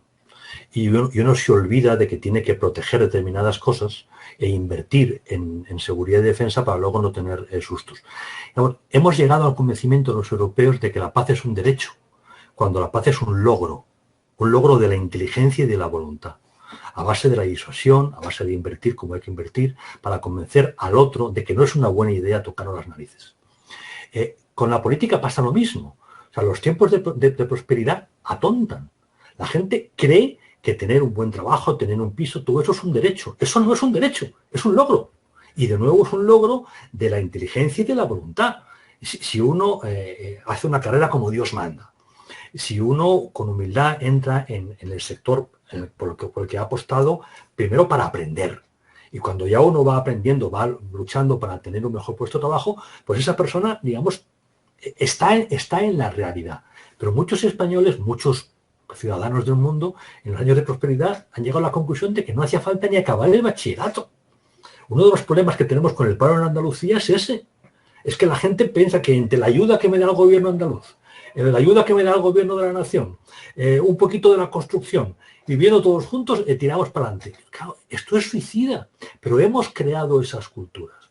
Entonces, evidentemente, las pandemias, las grandes crisis, también las derivadas de actos bélicos, nos devuelven a la realidad de las cosas y nos hacen ser mucho más humildes sobre lo que de verdad podemos hacer los seres humanos en el planeta. Sobre el tema de la Unión Europea, este es un tema capital.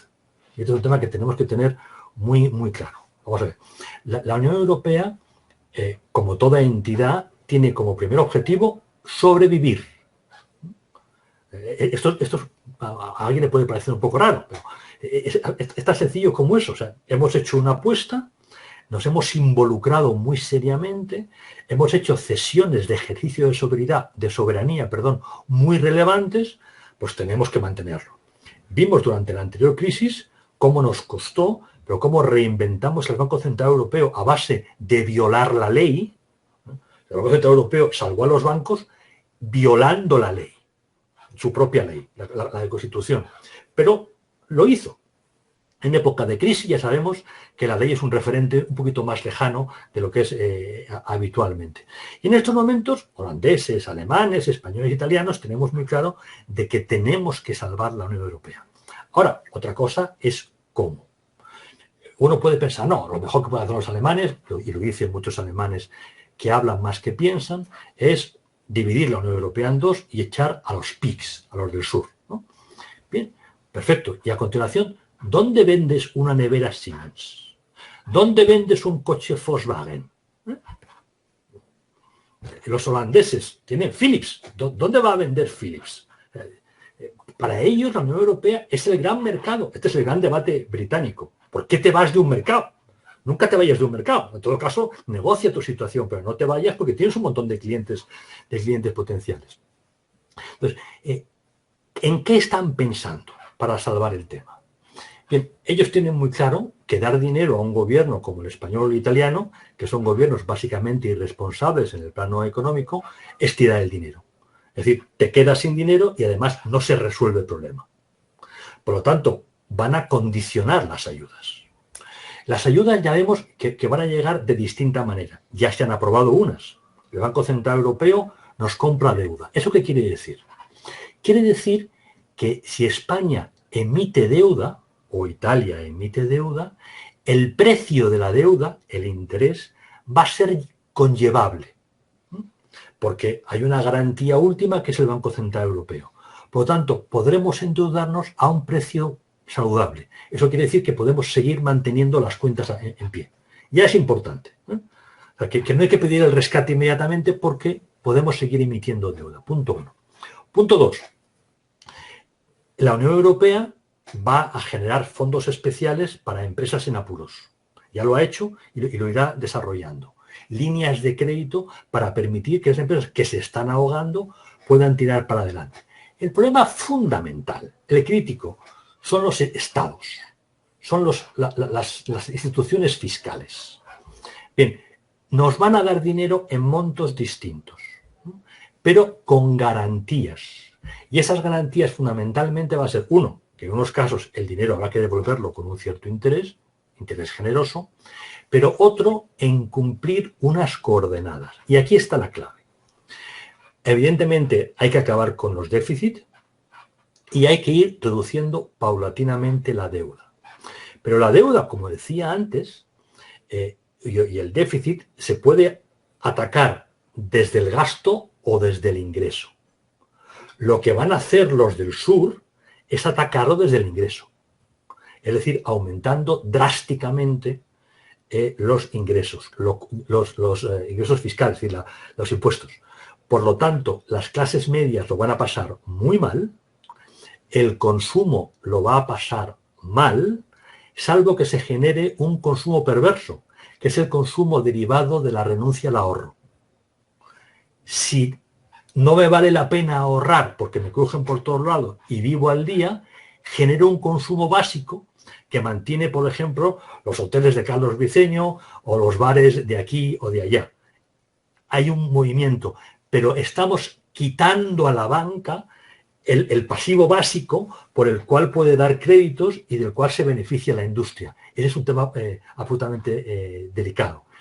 Vamos a ver cómo, evidentemente, Holanda va a enfrentarse desde políticas de control de gasto, pero no todos lo van a hacer. A la Unión Europea le importa un comino cómo lo hagamos. Lo que le importa es que no quebremos, porque nuestra quiebra arrastra a la propia Unión Europea. Gracias de nuevo, Florentino.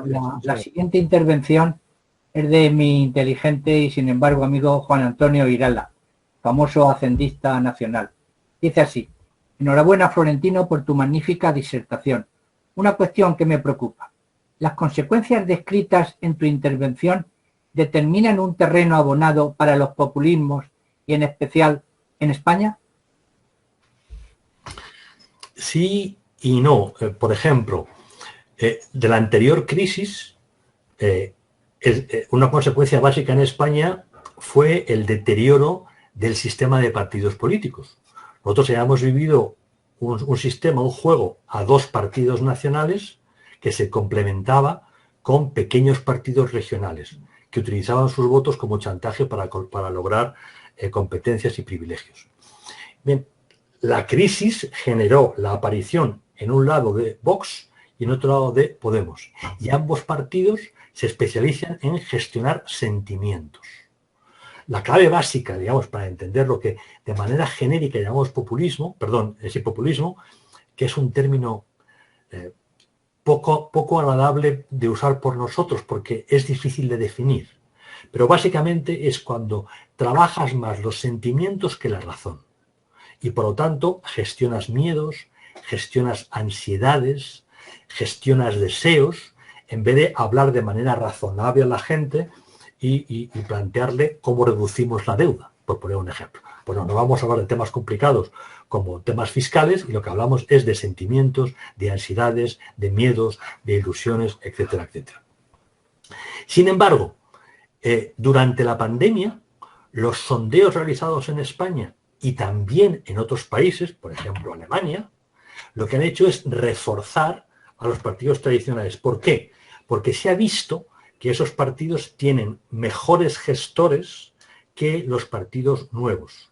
Dicho de otra manera, Pablo Iglesias y compañía decía aún más tonterías que Pedro Sánchez y compañía.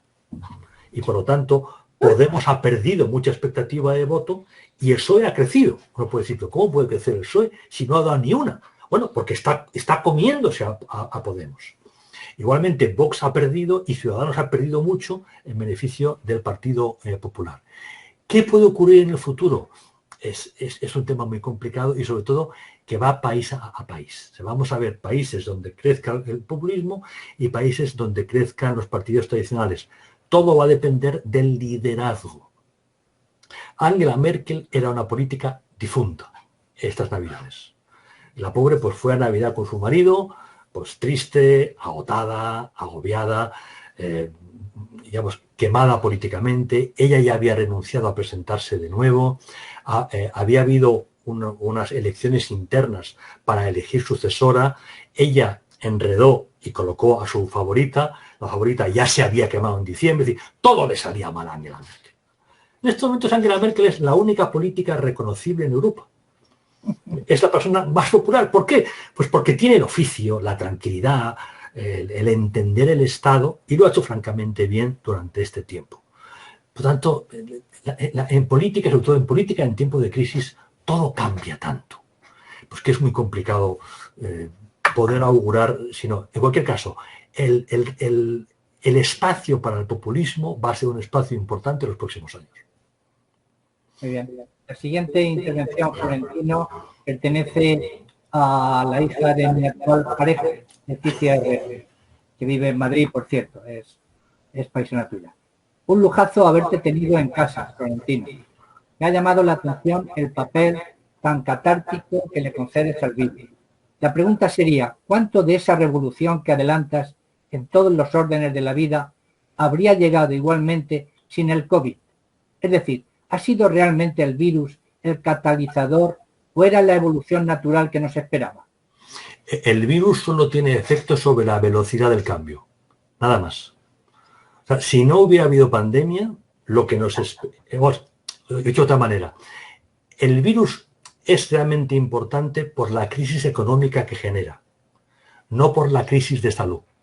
La crisis de salud es un problema para los que hemos padecido el bicho dentro y sobre todo para los que nos han dejado. Pero en términos políticos no es tan trascendente. O sea, ha habido muchas epidemias a lo largo de la historia. Mi tía abuela murió en la gripe del 18 y en mi familia eso es un dato muy importante. Se ha hablado mucho de mi tía abuela y que era una mujer encantadora, Carmen se llamaba, pero digamos, España siguió adelante. El virus o la pandemia es importante por la crisis económica que genera y la crisis es importante porque acelera la transición, pero no porque cree un nuevo mundo. Vamos a un mundo que ya venía diseñado de la anterior crisis económica, que viene diseñado sencillamente por el avance de la técnica, por los ingenieros. Son más importantes los ingenieros que los bichos, que los microbios, para entender el mundo al que vamos. Muy bien. El siguiente es Javier Cervera Gil y él quiere intervenir directamente. Javier, si instrumentalizas el micrófono y la cámara, te podremos ver y escuchar.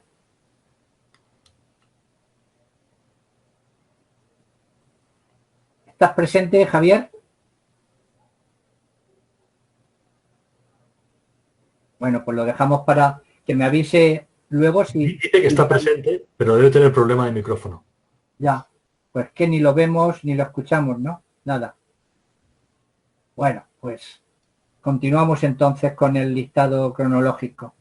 Roque González Díez dice, os tengo que dejar. Muchas gracias, Florentino, por tu magnífica disertación.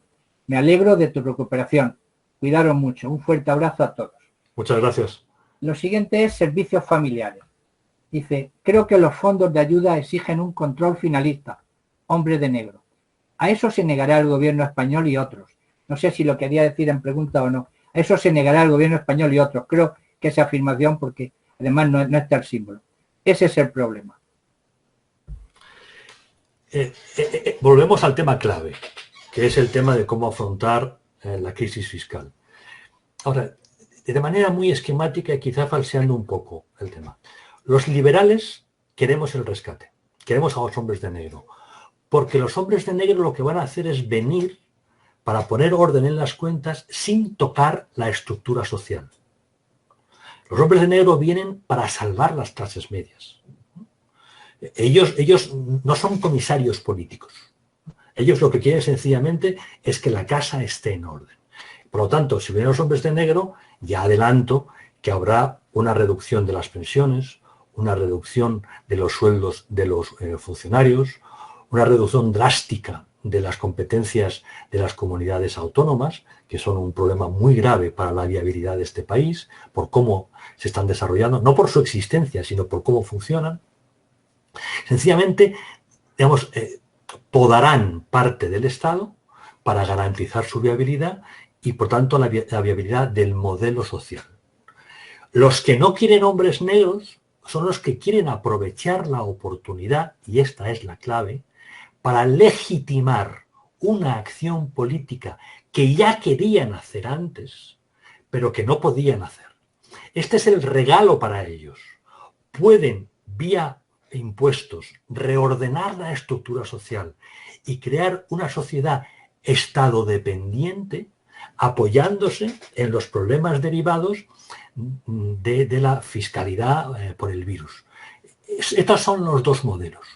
Digamos, afrontamos la crisis sin querer hacer ingeniería social, afrontamos la crisis queriendo hacer ingeniería social. Si no queremos hacer ingeniería social, queremos hombres de negro, queremos rescate. Si queremos ingeniería social, podemos prescindir de los hombres de negro mediante una subida drástica de los impuestos. Ya veremos qué se hace. La siguiente intervención es de Eduardo. Eduardo, como es un hombre bilateral, por un lado hace una pregunta y por otro lado quiere intervenir. Yo supongo que prevalecerá la intervención. Así que le pido a Eduardo que manos a la obra, a ver si podemos verlo y escucharlo. Que tienda el micrófono. ¿El micrófono, Eduardo? Perfecto. Ya. Vale, es que me he equivocado, que yo soy muy uso mal. Bueno, primero me alegro mucho de tu recuperación, Florentino, y muchas gracias por tu intervención. En segundo lugar, la verdad es que lo que te he preguntado por escrito, eso en ese bilateralismo que llama Jesús, casi me lo has contestado ya. Pero bueno, voy a insistir un poco. En el caso de que esta sociedad española que va hacia la dependencia de millones de españoles que somos dependientes, no es una gran oportunidad para la izquierda y, por tanto, para crear un sistema todavía más autoritario como el que de alguna manera empezamos a ver con el estado de alarma. Gracias, Florentino. Gracias por la pregunta, Eduardo. En parte, justo la anterior respuesta trataba en el tema. Sí, desde luego. O sea, por poner un ejemplo y citar nombres, para Pablo Iglesias es una grandísima oportunidad que no piensa perder y para de esta forma cambiar la estructura social, acabar con las clases medias, que son el gran tapón contra el radicalismo, y generar una sociedad dependiente como la venezolana. Desde luego, este es el objetivo de Pablo Iglesias. Dentro del Partido Socialista la situación es distinta, pero en general, digamos, no hay ningún problema por su parte para crear una sociedad de gente dependiente. Les gusta la idea porque es, en el fondo, ese es su ideario. El gran reto de los otros partidos precisamente es tratar de impedir eso. Veremos en el juego político hasta qué punto eso es posible o no es posible, pero es el gran reto político de nuestros días. Muchas gracias, Florentino. La siguiente intervención está también de carácter personal y directa, es de Carlos Briceño. Vamos a ver si tiene los medios para incorporarse a la pantalla. Carlos, tienes que encender el micrófono. Perfecto. Hola, hola. ¿Qué tal, José? Muy bien, buenos días a todos. Perfecto. Bueno, muchas gracias, Tino. Una gozada, como siempre. Bueno, yo quería empezar por dar las gracias a Jerónimo y al equipo que habéis organizado todo esto y que nos hayáis invitado a los de Zaragoza a participar y a compartir esta charla tan interesante. Ciertamente que estábamos en ello nosotros también. Por lo tanto, Jerónimo, gracias. Alberto, Jesús, no os conozco a casi ninguno, pero veo que, bueno, sé que estáis haciendo una labor porque mi tío José Luis Viviente ha estado con vosotros en muchas conferencias y Jerónimo me tiene al tanto. Desde Zaragoza también un saludo para todos de los que nos habéis permitido, nos ha acompañado Roque, que ya se ha ido, Alfredo, César, Salva, también Fernando, que se ha unido al grupo, así que gracias. Tenemos a Vicente desde Pontevedra. Vicente también era compañero, es compañero nuestro y se ha apuntado desde Pontevedra, así que en nombre de todos, muchísimas gracias. Y ya entrando en la pregunta, Tino, que por cierto no sabía que habías pasado ese mal trago y me alegro un montón de que estés ya, como siempre, con el ánimo y la alegría de tu tono de voz que nos anima a todos. Bien, yo quería hacer un comentario rápido, quizá es el mismo tema, pero sobre tres aspectos. Bueno, principalmente la Comunidad Europea, como ve esta última consulta que se ha hecho, estas últimas consultas de las oportunidades de los intervencionistas, está haciendo algo la Comunidad Europea sobre estas amenazas de posible involución, intervencionismo. Se habla mucho ahora del equilibrio parece que todos tenemos que ser conscientes de los errores que estamos cometiendo, tenemos que cuidar el medio ambiente, tenemos que hacer un autoanálisis y reflexionar. Entonces, ¿qué está haciendo la Comunidad Europea en esa línea, ¿no? Y luego, algunos, como las hormigas que citabas, han conseguido ahorrar durante años, han hecho un esfuerzo de no vivir el día a día y están preocupados por esta situación de este riesgo y se está escuchando fuga de capitales. ¿Cómo ves estos aspectos? ¿Cómo se están manejando desde la comunidad? Un abrazo a todos. Muchísimas gracias, Carlos. Carlos, insisto, es el líder carismático de nuestra promoción. Es la persona que nos dirige y al que queremos especialmente. La Unión Europea trabaja en el marco de competencias que las leyes le asignan y por lo tanto tiene muchísimo cuidado de no aparecer ante el mundo como alguien que se involucra dentro de la política interior de los países. Por eso, la evolución que estamos viendo en Polonia o en Hungría, por citar dos casos, es un tema muy difícil de llevar para ellos. Entonces, lo que hace la Comisión es dejar al Parlamento que se mueva. El Parlamento se organiza por grupos parlamentarios. Entonces, lo que estamos viendo es como algunos grupos parlamentarios amenazan con echar a representantes de esos países que no están cumpliendo en su país de origen las, digamos, normas básicas de la democracia. Eso le ocurre al Partido Popular Europeo con el partido mayoritario de Hungría. Por otro lado, otros partidos de ese signo, el caso de los polacos, han creado su propio grupo parlamentario y actúan en el Parlamento Europeo. Es un tema, por lo tanto, más nacional que repercute al Parlamento, pero donde la Comisión no puede hacer nada. En último caso, se puede considerar echar a un país, pero eso es enormemente difícil, tanto desde el punto de vista político como desde el punto de vista jurídico. Muy, muy, muy complicado. El tema del medio ambiente. Vamos a ver. Hagamos un esfuerzo de empatía y coloquémonos en la posición de los comisarios, o sea, los que forman parte del Ejecutivo que dirige la Unión Europea. Estos señores, que son muy serios y que tienen bajo ellos una estructura de funcionarios europeos extraordinariamente competente, o sea, todo ese discurso, por ejemplo, de Vox sobre la burocracia europea, es una de las mayores sandeces que puede escucharse. O sea, la burocracia europea, primero, no es muy grande, segundo, es formidablemente competente. Gente muy potente. Entonces, esa gente se puso a trabajar para hacer los presupuestos. Los presupuestos de la Unión Europea, como es un lugar serio, no son anuales, son por 5 años. Porque los retos no se resuelven en un año, son presupuestos para 5 años. Y entonces, habían hecho, y cito un aspecto que ha planteado Carlos, el tema de la economía verde. Pues la economía verde es uno de los objetivos de los presupuestos que la Comisión había hecho y había presentado al Parlamento Europeo. Bien, la pandemia ha hecho saltar, hecha trizas, ese presupuesto, que ya no vale para nada, como es normal. Ahora la urgencia es tapar fuegos. Los agujeros que se van creando fiscales, pues hay que ir tapándolos. Entonces, ahora el Parlamento, que no puede reunirse porque el virus está vigente, tiene que llegar a nuevos acuerdos sobre un presupuesto para 5 años, donde al mismo tiempo avanzamos hacia lo verde, al mismo tiempo, ya venía atrás, avanzamos hacia la cuarta revolución industrial, pero dirigimos gigantescas cantidades de dinero a tapar agujeros de fiscalidad en los Estados miembros. Evidentemente, la situación es cualquier cosa menos envidiable.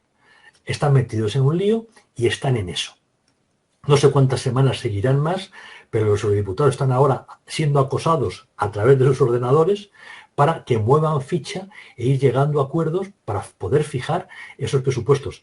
Sin esos presupuestos no habrá ayuda a los estados, pero sin esos presupuestos tampoco se fijarán las líneas sobre cómo Europa va a recuperar el tiempo perdido, que así lo reconoce la Comisión, en el camino para entrar en la cuarta revolución industrial o en la muy necesaria economía verde.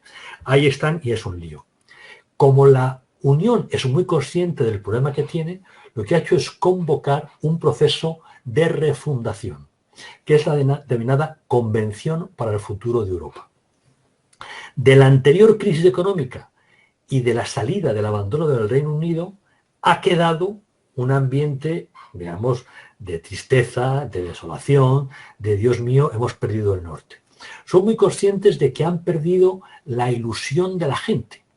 El europeísmo era una causa que ilusionaba a una mayoría de europeos. Eso ya no es así. No es así en Holanda, no es así en Italia, no es así en España, no es así en Alemania. Lo que ilusiona ahora es la vuelta a la nación, la vuelta al Estado. Pero la nación es un invento del siglo XIX y el Estado no tiene tamaño crítico para enfrentarse a los problemas de la globalización, salvo estados que tengan 400 millones de habitantes, que no es el caso. Por tanto, no hay plan B a la Unión Europea. Lo que hay que hacer es refundarla.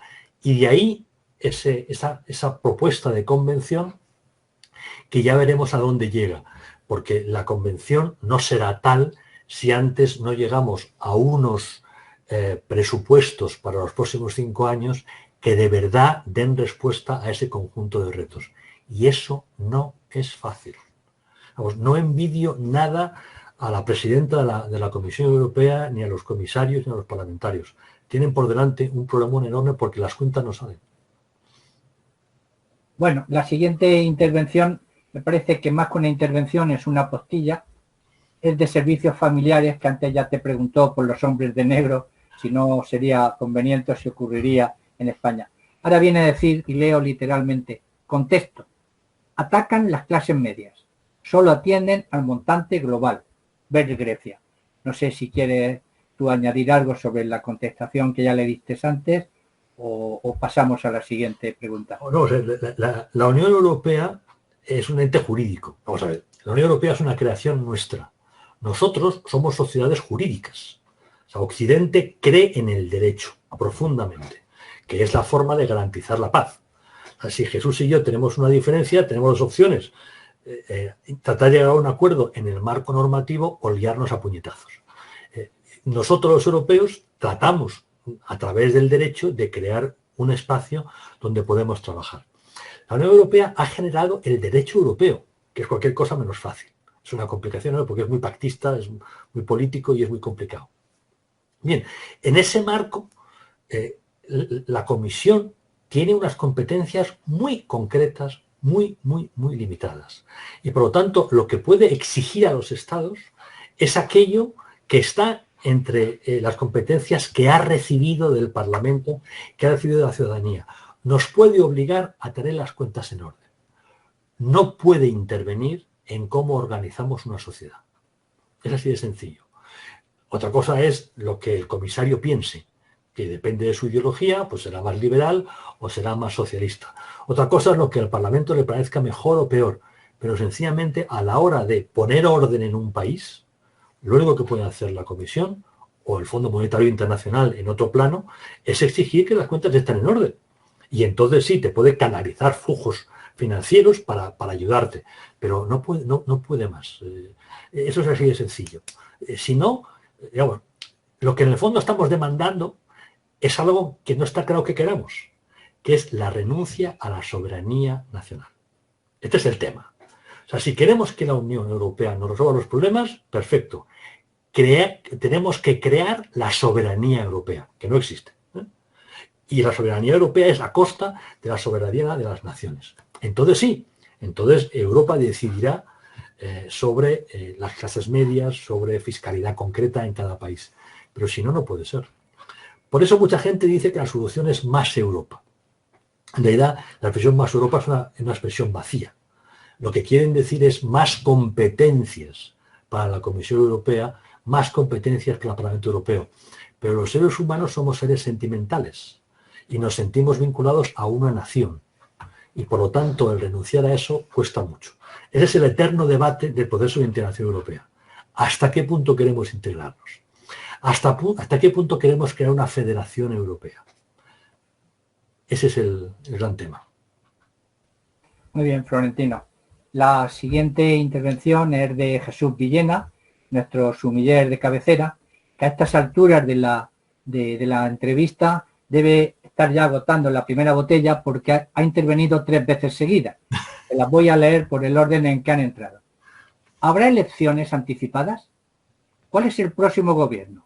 ¿O se mantendrá el mismo? Segunda pregunta. ¿Se ve un buen líder en el horizonte político? Y tercera intervención y última de momento. ¿Cuál es el futuro del PP y de Vox? Bueno, son preguntas, entiendo, sobre España. Sobre España es la conferencia que tiene que dar Fernando el próximo día que hayáis convocado. Yo no quiero meterme demasiado en los temas de Fernando. En realidad, estas preguntas valen un poquito para toda Europa y también vale para Estados Unidos. Pero bueno, en el caso concreto de España, ¿va a haber pronto unas elecciones? Vamos a ver, si España se viera en la obligación de tener que pedir un rescate, entonces Podemos no podría aguantar en el gobierno, porque él es totalmente contrario a las condiciones que impondrían los hombres de negro, y habría elecciones. Podemos va a hacer todo lo que esté en su mano para no dejar el gobierno. Podemos es el gran beneficiario de la coalición, sin duda. y por lo tanto va a hacer todo lo posible para convencer a Pedro Sánchez de que la solución está en subir impuestos y no en pedir el rescate. Para el Partido Socialista subir impuestos tiene su aquel, ¿por qué? Porque al fin y al cabo mucha clase media es históricamente socialista. Tiene argumentos para convencer a la gente. Es sencillamente el precio de la salud, es sencillamente la consecuencia de la pandemia, no nuestra voluntad, no nos queda más remedio. Recordad, diría Pedro Sánchez, el récord de subida de impuestos en toda la historia de España la ostenta Mariano Rajoy y el Partido Popular. Nadie ha subido tanto los impuestos como Mariano Rajoy.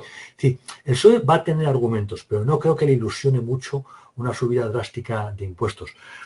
Yo creo que finalmente se va a imponer Podemos, que va a haber subida drástica de impuestos, que no va a haber rescate y que no va a haber elecciones. Por lo tanto, no va a haber próximo gobierno. ¿Se ven un líder en el horizonte? Vamos a ver, ahí lo que hay. Si el horizonte son 3-4 años, yo creo que puede haber cambios muy importantes en el liderazgo de los partidos políticos españoles. En el corto plazo no puede haberlos.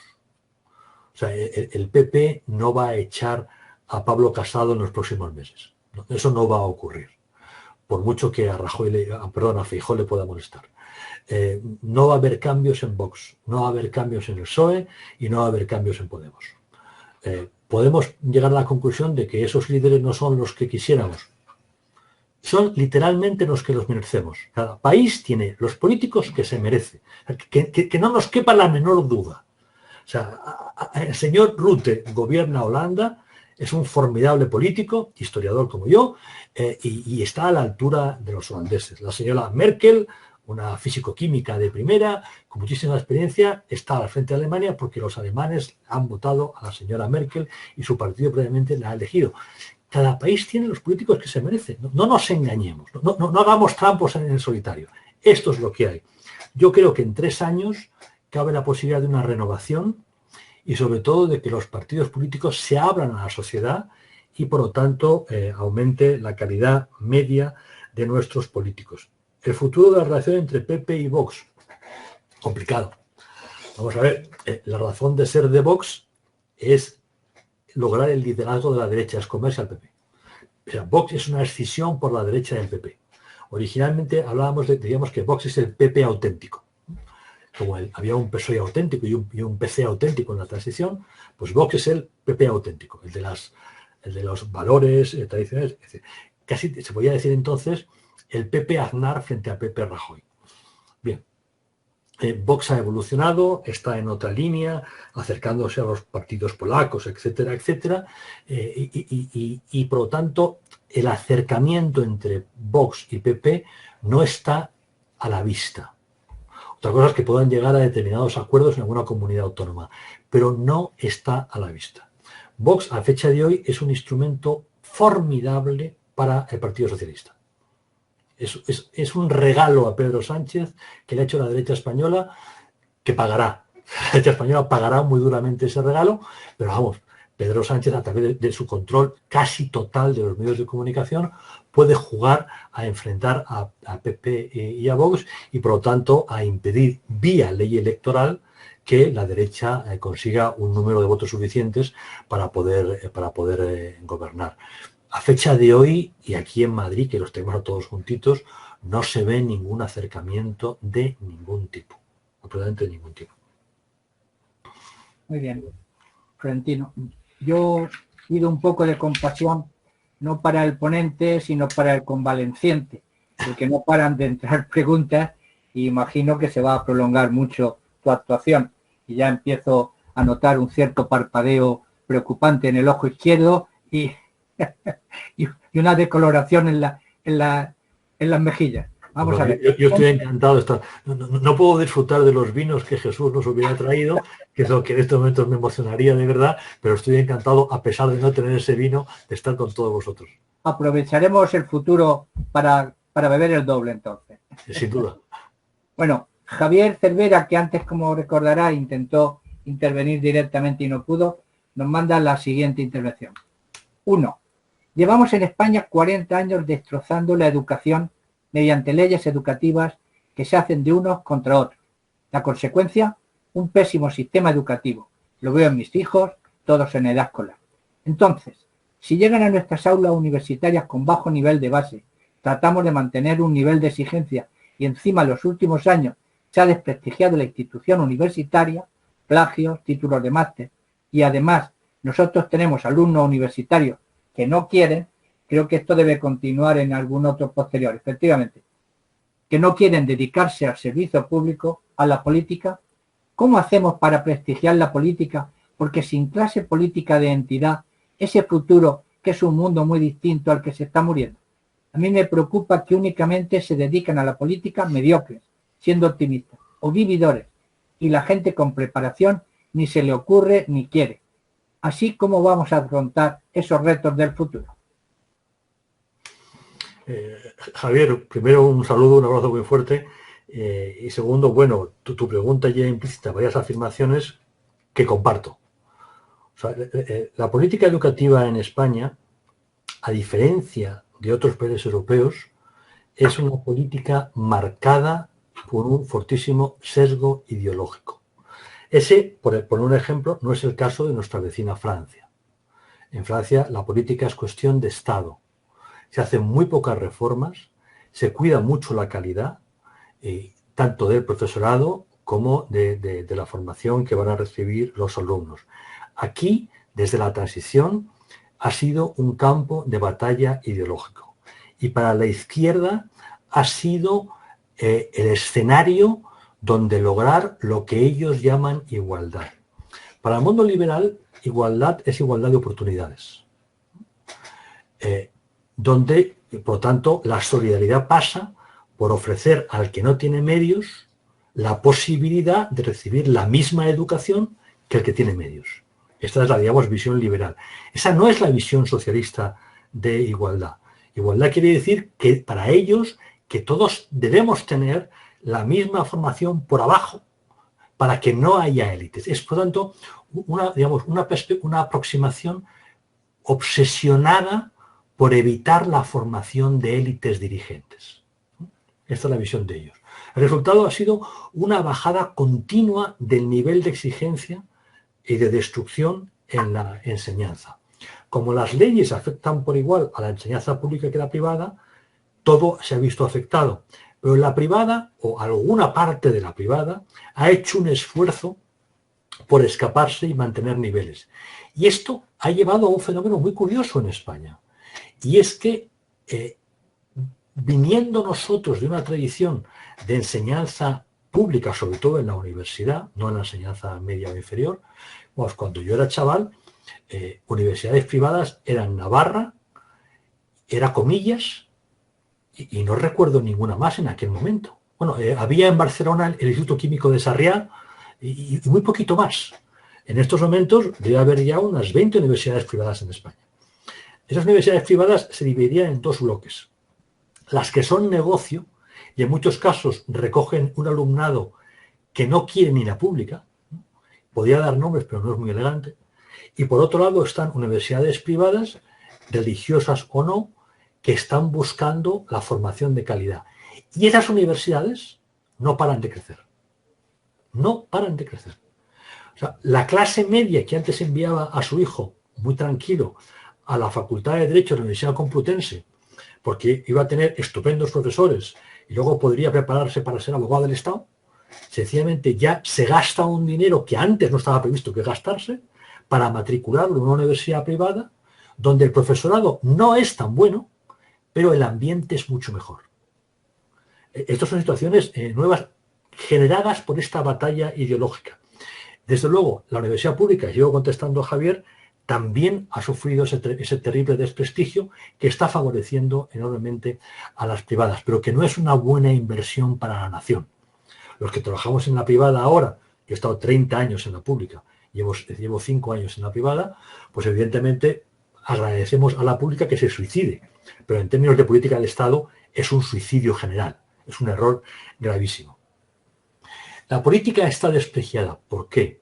Vamos a ver, este es un tema que nos lleva al debate constitucional y básicamente al debate sobre la ley electoral. La ley electoral que tenemos es en gran medida el resultado de la voluntad de un catedrático de Derecho, de don Gregorio Peces Barba. Gregorio Peces Barba estaba obsesionado por no repetir los errores de la Segunda República. Una ley electoral que recoja la diversidad lleva a parlamentos donde es complicado llegar a acuerdos y por lo tanto la preocupación de él era cómo lograr evitar eso a través de una ley electoral. De ahí viene la ley D'Hondt y de ahí viene una cultura política por la cual el partido está por encima de la nación en muchos casos. El resultado es que tras 30 años de experiencia, la gente de calidad ha ido abandonando discretamente los partidos políticos que han quedado en manos de mediocres. Yo pongo siempre un ejemplo que posiblemente lo haya puesto en GEA porque lo repito siempre. Si hoy un chaval de 19 años le dice a su madre que va a entrar en un partido político, le está dando un disgusto a su madre. Un país en el que esto ocurre es un país que tiene un problemón. Eso no ocurre en Francia. En Francia la política es la aristocracia. Entre otras cosas porque para llegar a la política, primero tienes que entrar en un sitio tan difícil como Sciences Po, que es el Instituto de Estudios Políticos. En Francia es en ese sentido lo contrario al Partido Socialista. Tiene dos sistemas universitarios. Las universidades para el común y las altas escuelas para los más capaces. Entrar como alumno en una alta escuela es muy complicado.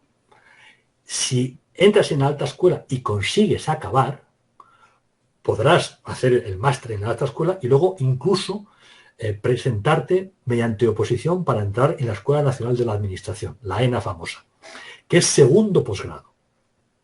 Y si consigues entrar y acabar, ya formas parte del cotarro, del establishment. Todos los políticos que conocemos franceses proceden de ahí. Todos han pasado por el Instituto de Estudios Políticos, todos han pasado por la ENA, todos tienen una formación importante y por lo tanto van a aspirar a cualquier cosa. Macron, por poner un ejemplo, actual presidente de la República, primero estudió filosofía y fue un alumno importante de filosofía y fue el ayudante de un filósofo muy reconocido en Francia. Después se fue a hacer un máster en política al Instituto de Estudios Políticos y lo acabó brillantemente. Luego se presentó a la ENA, aprobó la oposición, entró en la ENA y salió brillantemente de la ENA.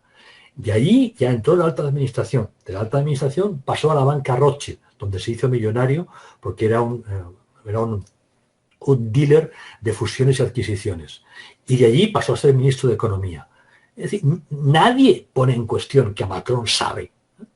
Todos ponemos en cuestión que Pedro Sánchez o Pablo Casado sepan algo. Han hecho malas carreras. Los que han hecho carreras, porque algunos de los líderes ni siquiera tienen carrera universitaria básica. Bueno, este es el problema fundamental que hoy tenemos. Es necesario que la gente de calidad vuelva y es necesario dotarnos de un sistema por el cual podamos reconocer si alguien tiene la formación y la experiencia suficiente como para poder asumir responsabilidades de gobierno. A fecha, digamos, en el corto plazo no va a ocurrir nada de esto. Y la política va a seguir siendo un espacio de desprestigio. Muy bien. En la siguiente intervención es de nuestro común amigo Martín Medico, que dice lo siguiente. ¿Estamos preparados para afrontar los riesgos de cualquier amenaza en el mundo? Porque parece que esta pandemia ha puesto claro que no estamos preparados a pesar de los avances tecnológicos. ¿Qué requiere el mundo para estar preparado para lo importante? Ahí queda. Una pregunta sencilla. Vamos a ver, como decíamos antes, una de las consecuencias de los años de la prosperidad es que muchos ciudadanos occidentales han llegado a la conclusión que la paz es un derecho y un acto de voluntad. Es decir, yo puedo renunciar voluntariamente a la guerra y si no quiero hacer la guerra, no hay guerra. Bueno, estos son, digamos, los tipos de tonterías que llegan de largos periodos de bienestar y de paz. La gente pierde un poquito el norte. Sin seguridad no hay nada. Cuando creamos el Estado moderno en el siglo XIV, lo primero que que exigimos al Estado, la primera competencia era precisamente la seguridad. La seguridad interior, mediante la policía, la seguridad exterior, mediante los militares. Y ahí estaban diplomáticos y jueces para complementar todo esto. El Estado se crea en primer lugar para garantizar la seguridad. Es más, las otras pocas competencias que tenía el Estado original era el cobro de impuestos y la política monetaria, es decir, cuánta moneda emito. ¿Con eso que está garantizando? La seguridad económica. El Estado nace para garantizar la seguridad.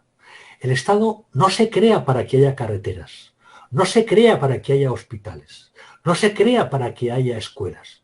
Eso no es soberanía.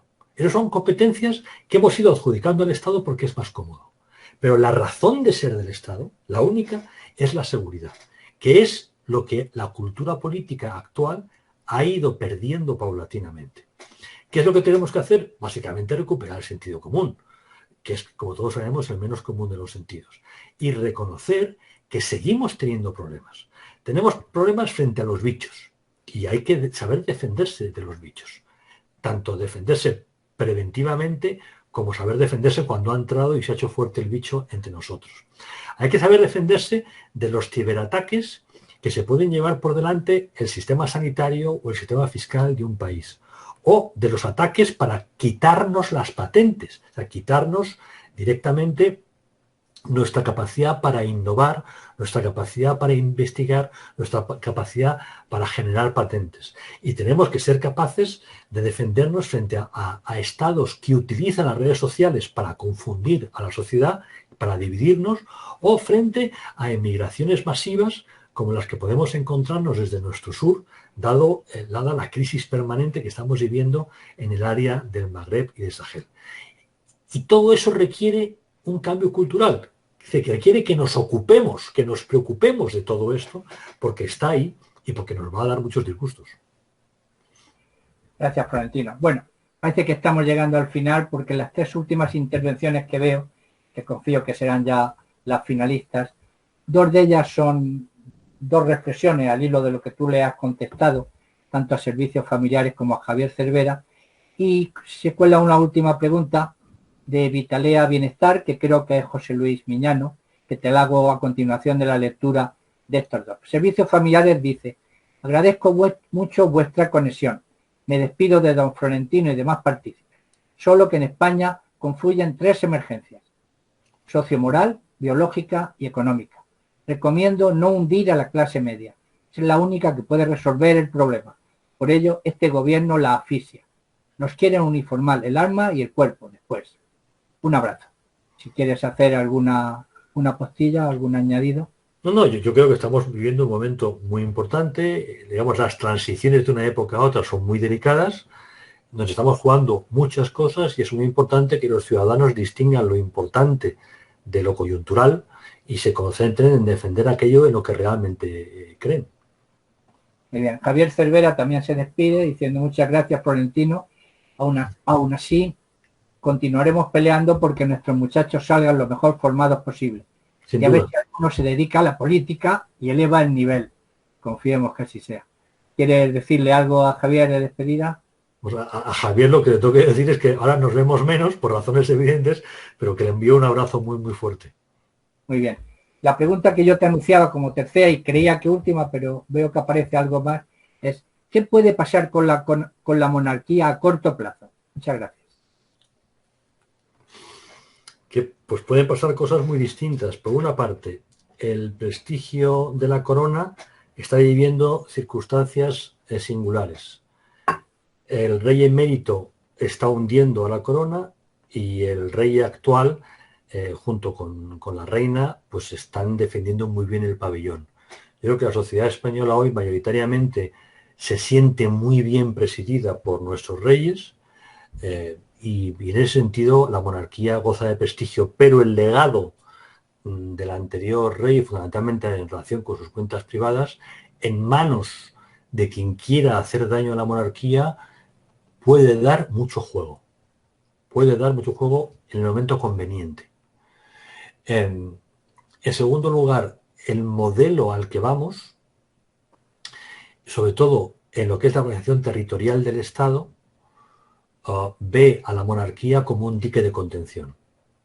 Entonces, dejando a un lado los problemas del rey emérito y si a uno le gusta más o menos la monarquía, se siente más o menos identificada con la monarquía, vamos a ver una presión muy fuerte contra la monarquía para poder llevar a cabo la reorganización territorial del Estado que reconozca a determinadas autonomías como naciones, es decir, como sujetos de soberanía. Y ahí el rey es muy consciente de su muy delicada situación y de que no todos los partidos le van a dar cobertura. Muy bien. Las 3 últimas intervenciones son despedidas, las leo por cortesía. Martín Médico dice: muchísimas gracias, Florentino. Como siempre, es un placer escucharte. Un fuerte abrazo. Luego, alguien que no es conocido, firma como desconocido, de estar ahí identificado el número de teléfono, dice: muchas gracias al grupo y enhorabuena, Florentino, por esta gran conferencia.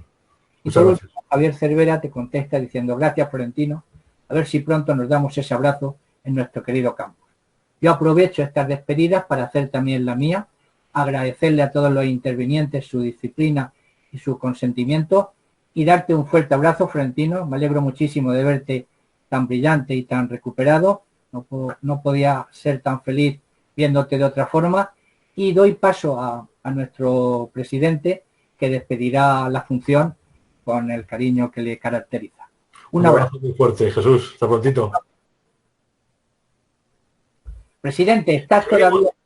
Bueno, entonces, a mí me ha parecido colosal. Una conferencia, triconferencia diría yo, no solamente por la duración, sino por el contenido. Preciosa, estupenda. Creo que se ha grabado, si se ha grabado, habrá que oírla otra vez, no una o 2 o 3 veces, porque ha sido lecciones magistrales una tras otra. Florentino. Es impresionante. A mí me impresionas cada vez, pero es que esta vez es excepcional. Bueno, muchas gracias, maestro. En la audición, me imagino, la audiencia, me imagino que estará también conmigo en esta idea de felicitarte, darte las gracias, darte un abrazo. Bueno, pues nada, un saludo para todos, un abrazo para todos los asistentes y a los que no han asistido, bueno, que les llegue la onda de que vale la pena abrir esto, porque a lo mejor habrá continuidad después, habrá que seguir a lo mejor con esta serie. Pero de momento lo que tenemos por delante es el sábado próximo a las 11. Muy bien. Bueno, pues un abrazo para todos y gracias por vuestra presencia. Un abrazo para todos. Para mí ha sido un placer poder compartir esta mañana.